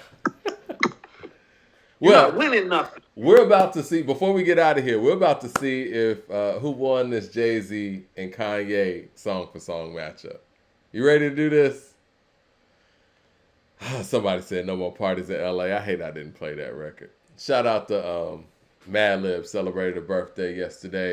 I was shout out to Alchemist too. Huh? Okay, because if you don't play that record, I was gonna body you anyway. It's a good thing you didn't play. Okay, well this is how the whole thing started off. How about this? If you would have played No More Parties in LA, that's the thing that would have made me play something like Lyrical Exercise or Song Cry. Or I was like, yeah, let's go ahead and body that right quick. Show you that Ye's new shit ain't like that. Well, the matchup started out with Dark Fantasy versus the Dynasty intro. Say less. Okay, this is what we're going to do. We're going to wait till these things get up to 50 votes. And then we're going to go to the next round. We'll call it. We'll call it at 50. So this is what I will say about me playing Dark Fantasy. I knew that the Dynasty intro was coming. And I feared that. But I had to start it off strong, man. You tried. I tried. It looks like Dark Fantasy is getting beaten right now. The polls at the top right now, 25 votes in, looks 60% to 40%. Hey, hold on. No, it's getting closer. Whoever who Mike Mister is has been in the chat the whole time. It's not that I think my opinion is the only opinion that matters. It's that I think your opinion doesn't matter. Take that. Take super chat time you want to talk shit, my G. All right. Keep going. Speaking of that, though, what did you think about the opening night for the NBA, though, while we're calculating these votes? I think if Durant's going to go 7 for 22 and Bradley Beal's not going to play, but they're going to walk into a place like Golden State and beat them, then everybody's in trouble in the West, like I said they would be. So I think the Lakers have, quite frankly, the most perplexing big man in the history of the NBA. And because he's the most perplexing big man in the history of the NBA, they're not going to win a damn thing. Because he scored 17 points in the first half and then scored 0 points in the second half. And LeBron's close to our age, Mike. So that LeBron shouldn't even be out there, man. Like, he really shouldn't. He shouldn't have to even do this. He played 29 minutes. And he was, in those 29 minutes, he scored 21 points, grabbed 8 rebounds, grabbed 6 assists. Anthony Davis just need to do better. I told you that Denver and Phoenix would be the last 2 teams standing in the West, and based on what I saw last night, that's exactly how it looks. Well, Denver looked great last night. And let me just say this. Kevin Durant can't play the way he played in Game 5 or Game 6 or the opening night last night and beat Denver. If he plays the way he's played in those games, it seems funny because he got like 18 points and 10 rebounds and 4 assists. Fuck all that. If he plays that way, they're losing. Yeah. But there is room for it. Okay, well, the Dynasty intro won that one. But the second round, it was 2 words from Kanye featuring Mos Def and Freeway. And then Coop played Brooklyn's Finest, Biggie and Jay. The poll is up right now. Looks like 2 words is kind of edging it out. 33 votes in. We're going to cut it at 50. It's 58% to 44%. 56% to 44%, I mean. 35 votes in. What do you, man? I think Denver is they're the favorite. You see Denver and Boston in the finals? No, I mean, how about this? Like, Devin Booker is going to have to be better than Jamal Murray. Because I don't think it's reasonable at the respective stages of their career for Kevin to do anything but play Jokic to a draw on a good game. Jokic is the best player in the NBA right now. He really is. I think the way that Jokic plays, he can sustain this night in, night out. Like, he's not going to have an off game. He's just getting rebounds and putting back the ball. Like, can't have an off game doing that. And so this can't be one of those situations where, how about this? They got Bradley Beal because Kevin Durant is going to have to rebound and assist more at this year. They don't need him to go get 30 points a night, Mike. No. Devin Booker can go 30 points a night. He's a little bit bulkier. He's going to have to rebound and play some defense. I expect it to be a 7-game. How about this? I expect our Eastern and Western Conference Finals to be 7-game series between Boston and Milwaukee and between Denver and Phoenix. I believe I took Phoenix and Boston last year. Mm-hmm. That's what I'm probably going to do again. I took Phoenix and Boston last year. I'm taking them again this year. I think I was a year early. All right. Well, the next round was 2 words won that, by the way. Next round it was me playing Soul Paul by Ye, and then Coop played The Evils by Jay. The poll's up right now. Uncle Fran with the super chat says, "You guys still trust the polls against Jay here?" Oh man, let's not stop with the conspiracies. Like Jay got fans. I'm a Jay fan. Yeah, we're all Jay fans in here. It's not like Jay's going against Nas in here. That'd be different. Happening, caping for the man, though, and just needs to stop. I mean, look, The Evils is beating Soul Paul right now. It's a better song. Yeah, when you played The Evils, I was like, damn, I didn't expect to get The Evils out here. You know, the next round is where I kind of went left because I thought Hey Mama was just a good song. And then you came with Mama Loves Me. And yeah, I think The Evils just beat Soul Paul. So it looks like it is 1-2 Jay right now, right? Did we do all 20 of these with the Prince and Michael thing? We sure did.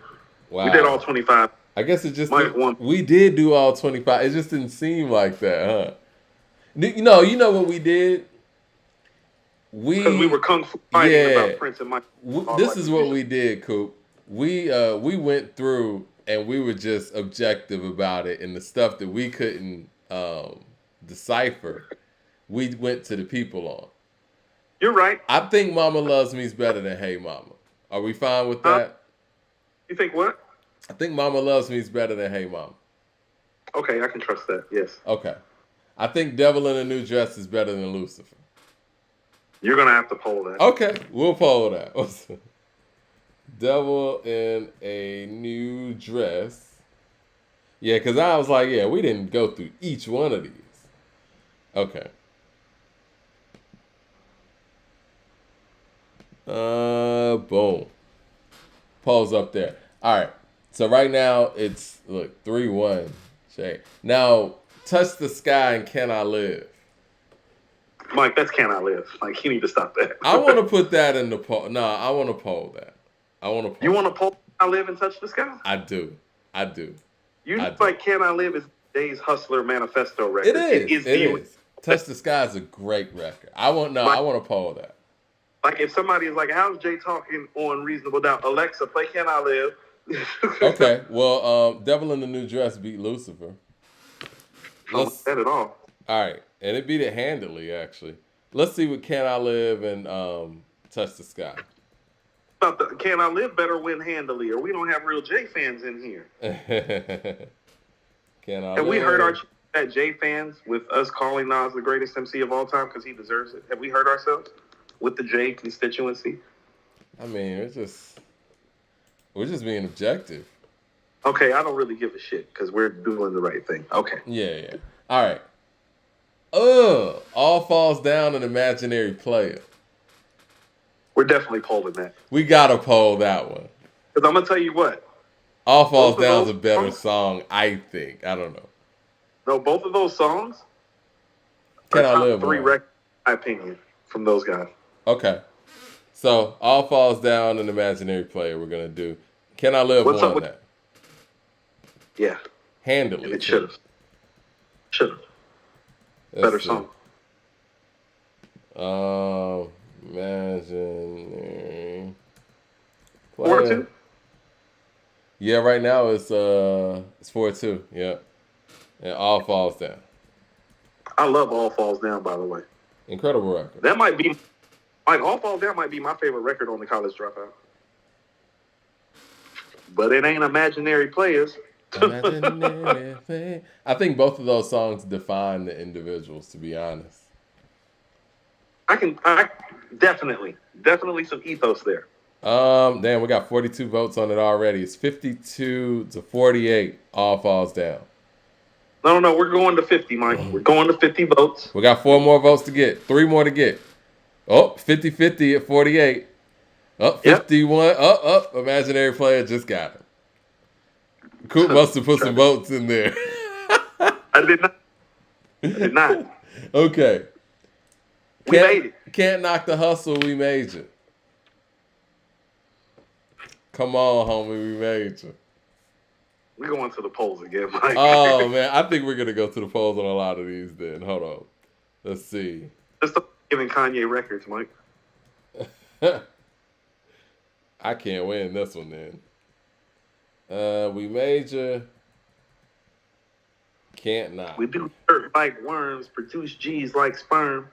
To legs spread like germs. I got expensive clothes with expensive flows. And I sip fine wine and spit vintage flow. Woo. Oh, no. That's crazy.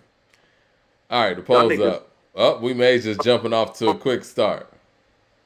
My function is to make munchin'. My crew, nothing to watch, something to stop, unstoppable. Scheme on the ice. I gotta hot your crew. I gotta let you niggas know the time like my bottle. My motto. Stack rocks like Colorado. Yeah.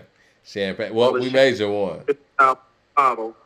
It's a shame what you're not, though. Who? Me. Sick like that's pop, fine. Though. All right. I got power over what more can I say? I do too. You can have that. All right, so we're 4-5 right now. Are you winning? No, you're winning. Jay-Z's winning. Damn right. Okay. Diamonds or Streets is watching? That watching. We gotta poll that one. What? No, Mike, we gotta poll that one.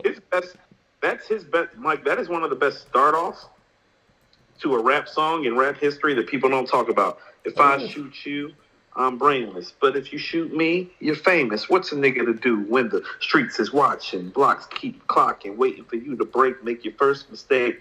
Can't afford it. That's the fastest way to get extorted. If my time is 25, I can't afford it.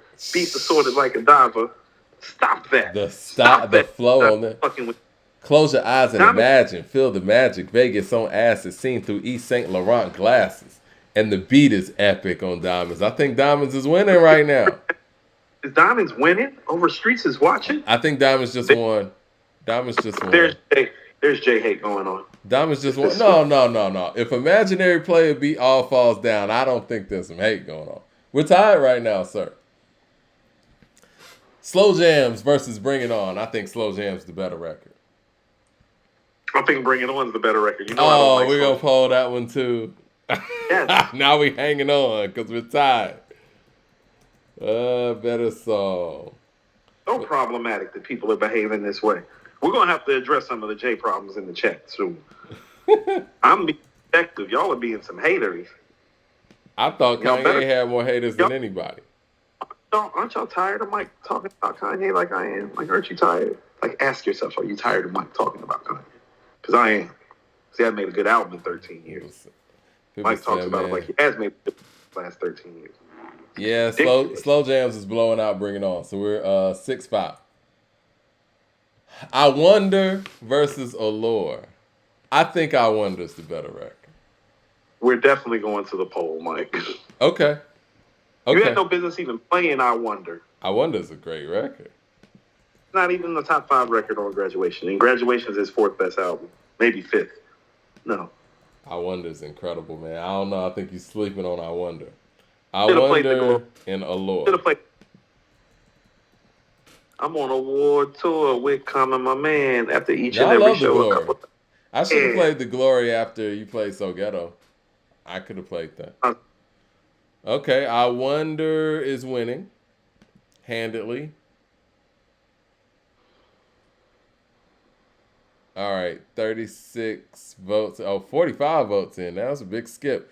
So it's 56% to 53% to 47%. It's close. 3 votes. 49 votes, 51% to 49. Okay, I Wonder just won. I Wonder just cleared it. 52% to 48%. So we're 7-5 right now. Kanye. Through the wire, Dead Presidents. I'm not even going to play around. I'll give you Dead Presidents with that. Thank you. I appreciate that. Flashing lights, hot as hot. That's flashing lights. That's Flashing Lights. Okay. I played as hot because I knew I wasn't beating Flashing Lights. That might be his best record. Gorgeous versus This Can't Be Life. I want to put that in the poll. Oh. Yeah, we're going to put that in the poll. Let's see.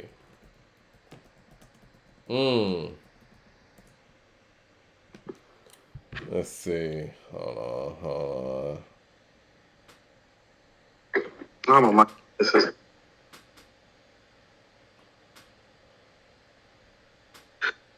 What kind of world are we living in? I just don't know. And I wonder. You don't think I Wonder should have won? Fuck no. I Wonder's a great record. It's really not. It's just the beat. But okay. Gorgeous and This Can't Be Life. Is that the one where he's like, you don't even know what the issue is. You just want to know where the tissue is. That one? It didn't sound like that, but yeah, it's that record. All right, the poll's up with Gorgeous and This Can't Be Life. I think This Can't Be Life could win that. All right, PSA and Can't Tell Me Nothing. That's PSA, Mike. Whoa. No, we're polling that then. I thought you were going to get that one to me. No. I'm not giving you graduation records. No, I'm not giving you graduation record. No. No. We got to poll that one then.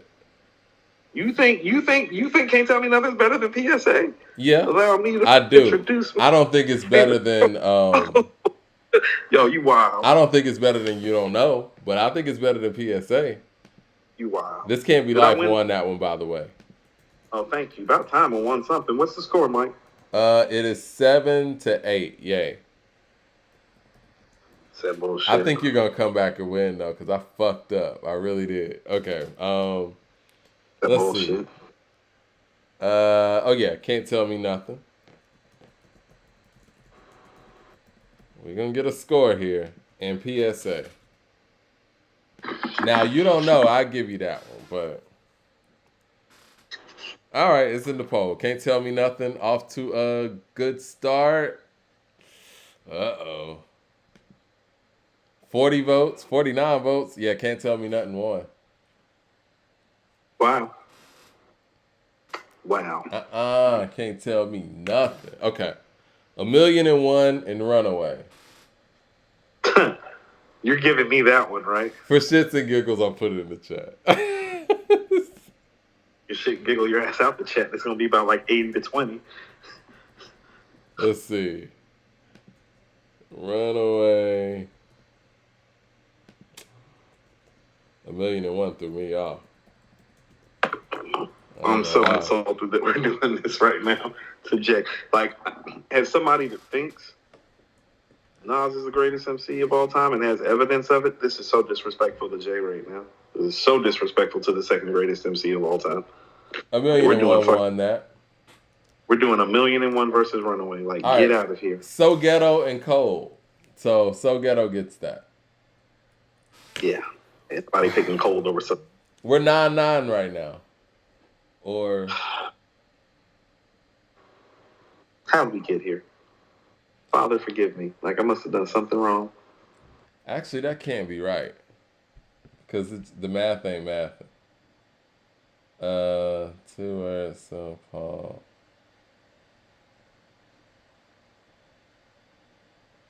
Yeah, something ain't right. Yes, the fact that this is even close. Very wrong. Because the Eagles won. All right, so this is what Jay won, right? Dynasty, that's one. He won the Eagles. He won Mama Loves Me. He won Can I Live. He didn't win Imaginary Player, Can't Knock the Hustle. He didn't win What More Can I Say. Diamonds won. He didn't win Bring It On. He didn't win Allure either. He won Dead Presidents. This Can't Be Life. He won 1,000,001. So ghetto. Okay, so he's at 8. So it's 8-9. All right, Hard Knock Life and Gold Digger. Put it in the chat. All right, this is crazy. Yeah, 1,000,001, of course.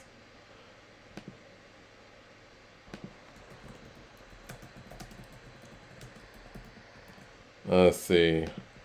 I'm disgusted. And this is probably gonna be it right here. Whoever wins this is gonna be in pole position, to be honest. Hard Knock Life and Gold Digger. I think I don't want to say what I think. 59% to 41%. All right, Hard Knock Life took it. I figured it would. All right, so we're 9-9. We got 3 records left. We played bonus records, so unless somebody wins the next 2, it's coming down to the bonus record. Go ahead. All right. Jesus Walks or You Don't Know? You tried it. I could have won this.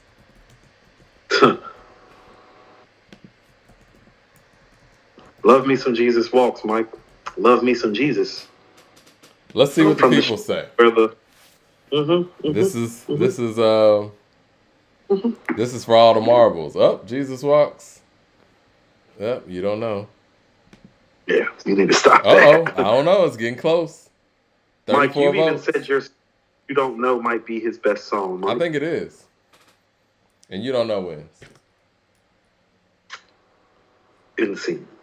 Insane. Well, everybody have a nice evening. It was great. Everybody coming out. Appreciate everybody coming out. You know what? I want to do a mic check before we get up out of here. Hold on. Go ahead. I mean, actually, hold on. So what was that? That was 10. That was what? It looks like it was. I think the counting was off. It had to be something like 11-9 or something, I think. Okay, because we still didn't play the bonus record. We didn't play the bonus record. That was like, what, 21? I think you would have gotten the bonus. I mean, where I'm from is over crack music. Damn, it is. Yeah. I just wanted you. Yeah, I don't even think we got to take that to the poll. So. Okay. Where yes, from? my mic check before we get out of here is it's Busta Rhymes' album. And Benny's coming with an album too, but I want to kind of talk about the Busta Rhymes real quick before we go. Blockbuster is slated to be released on, I guess that's Thanksgiving weekend, 24th of November. And it's executive produced by Swiss Beats, Pharrell, and Timbaland. I don't like the name of the album. I don't love the cover. They unveiled the cover. I think there's a lot of pressure behind a record like this being produced by nothing but super producers. The 2 singles that we have heard from it so far haven't been anything to really, call home about. I don't know what to say about this album, but they're pumping it up like this should, this should be in the album of the year conversation. It's produced totally by, or executive produced, by Timbaland, Swiss, and Pharrell. But I want to make a detour real quick. What happened to Versus? That's where I want to go here. I mean, the album's cool and all that. What happened to Versus? Well, I believe when we started this podcast, Mike,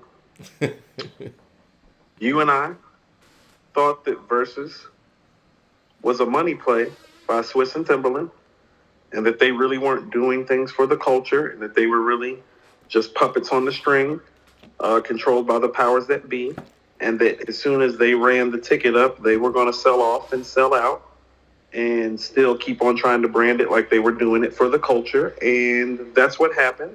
And Well, they got to no. They went to the BET Hip Hop Awards and said they got ownership in verses, and there's more to come, and this and that, and we're getting a Busta Rhymes album. And Leroy, I am a Busta Rhymes fan.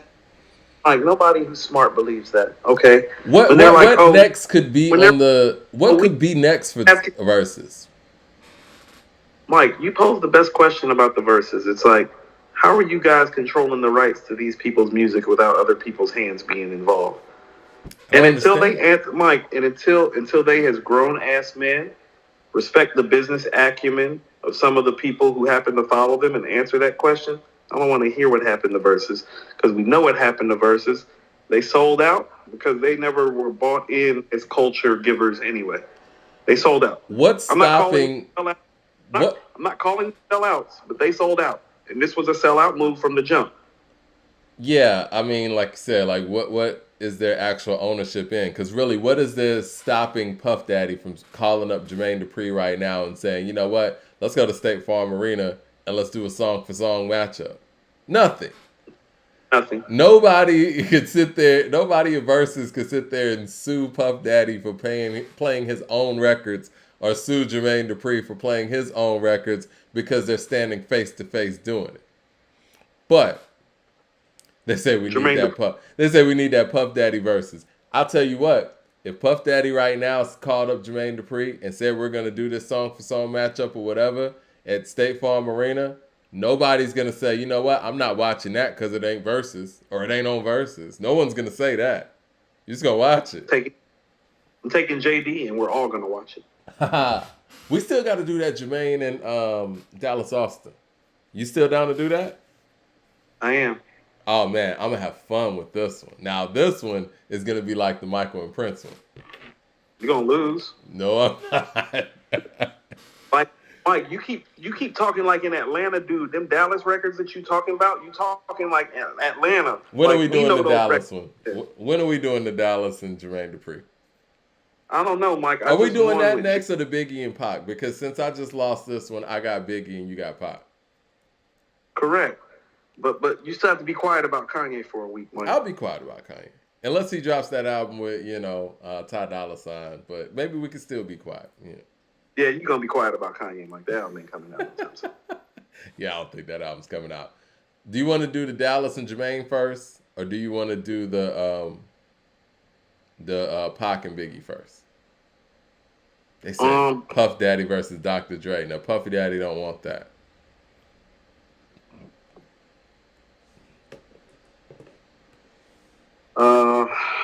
Let's ask the people. Well, I know what the people are going to say. Yeah, it's the Pac and Biggie. Let's do it. That's fine. So y'all sleeping on JD. Well, any closing thoughts before we get out of here? I know it's almost 10:30. People got to go to work and all that stuff. No, I just want the record to show that I messed up. I mean, I had you on the ropes, Coop. I'm disturbed that you had me on the ropes. You gave me So Ghetto, and I didn't take advantage of it. I let 1,000,001 throw me off. But you fought a valid fight. There's a lot of records that you left on the table.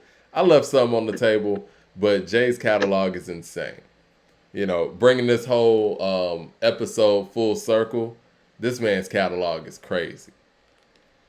And there's only one person who could justifiably match his catalog straight up, and that is Mr. Nasir Jones.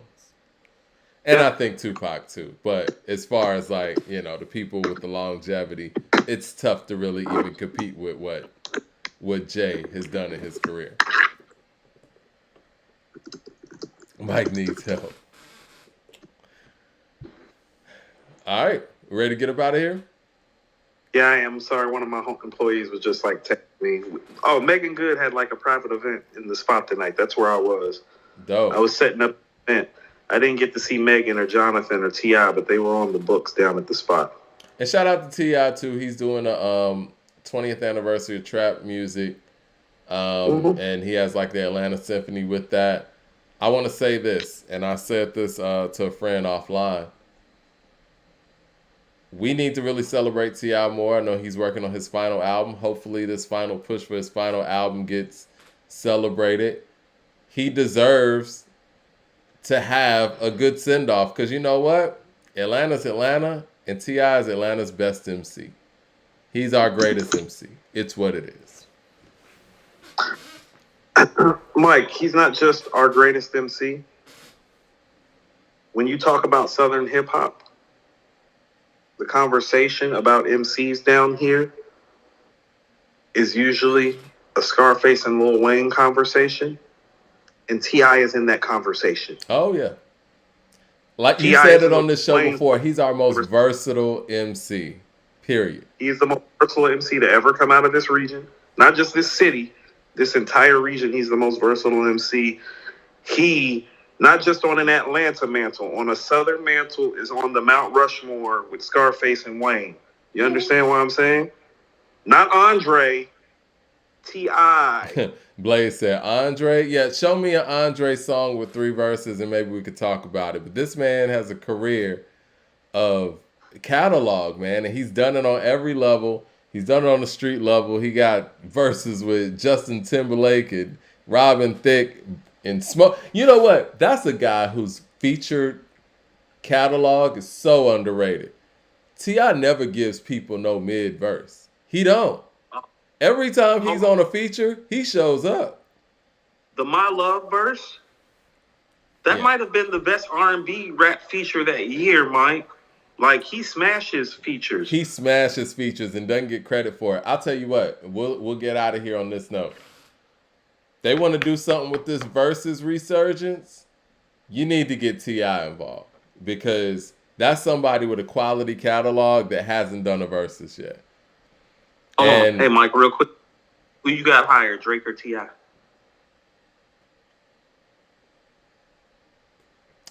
I might be biased here. I think I would give T.I. the edge because of his rapping ability. Okay. I would. Mike, it's funny that you said this. I'm Illy came on today off Paper Trail, and I'm like, nah, this nigga rapping his ass off. Another thing I'll give T.I. to over Drake is, it took Wayne to bring Drake into the game. T.I. broke through and broke ground in a region that wasn't really rapping like that at the time. Now, I know people will say Outkast, Goody Mob, whatever. At the time, Atlanta was crunk. Atlanta was Lil Jon. Atlanta was screaming, jumping up and down. Killer Mike tried to bring the rapping back. People weren't trying to hear Monster like that. But when T.I. did it, he slowed everything down. He made people change to what he was doing. But no, I got love for Luda guys, but no. And we can have that conversation a whole different day. And if y'all want to see us go song for song with Luda versus T.I., good luck. Give me T.I. all day. I'm going 20 deep all day on any Luda fan. Hey, you want to know what I realized? Right after I'm Illy by T.I., March Madness by Future came on. Yeah. And I literally said to myself, nah, we ain't never heard Dre flex on a track like this by himself the way Future snapping on March Madness. Like, March Madness super hard, Mike. It is. He on there snapping. Yeah. And I'm saying to myself, like, damn, March Madness is just Future on a solo mission. Like, on some Wakanda shit, Mike. Like, he got that vibranium in him on March Madness. It's like, no, I ain't never seen Dre do that on a song. Does Dre have a song like March Madness? Like, because when we talk about Dre, we be talking about, like, Nas and Jay. It's like, no, let's bring it back to Atlanta. Can he do what Future did with March Madness for us? Yeah, man, I love Dre. I love Outkast, man. He changed my life, but we got to be objective here. No, for real, dude, we got a March Madness, Mike. When people be talking about, like, how great he is, it's like, has he ever even made... We talk about, like, has he made Incarcerated Scarfaces, The World Is Yours? It's like, no, bring that shit back to Atlanta. Has he made March Madness? He made Hey Y'all. Because, Mike, this for Leroy, March Madness still getting played in the club down here. I know, because the last time my ass was in the club, guess what came on? March Madness. And on that note, we out of here. Hit like and subscribe. Appreciate y'all joining us on this show, man. We had a good time today. And the next one's going to be Biggie and Pop. Shout out to the east side of Atlanta. Shout out to the west side. T.I. in the building. Gresham. Kansas, Oriole, Columbia. All day.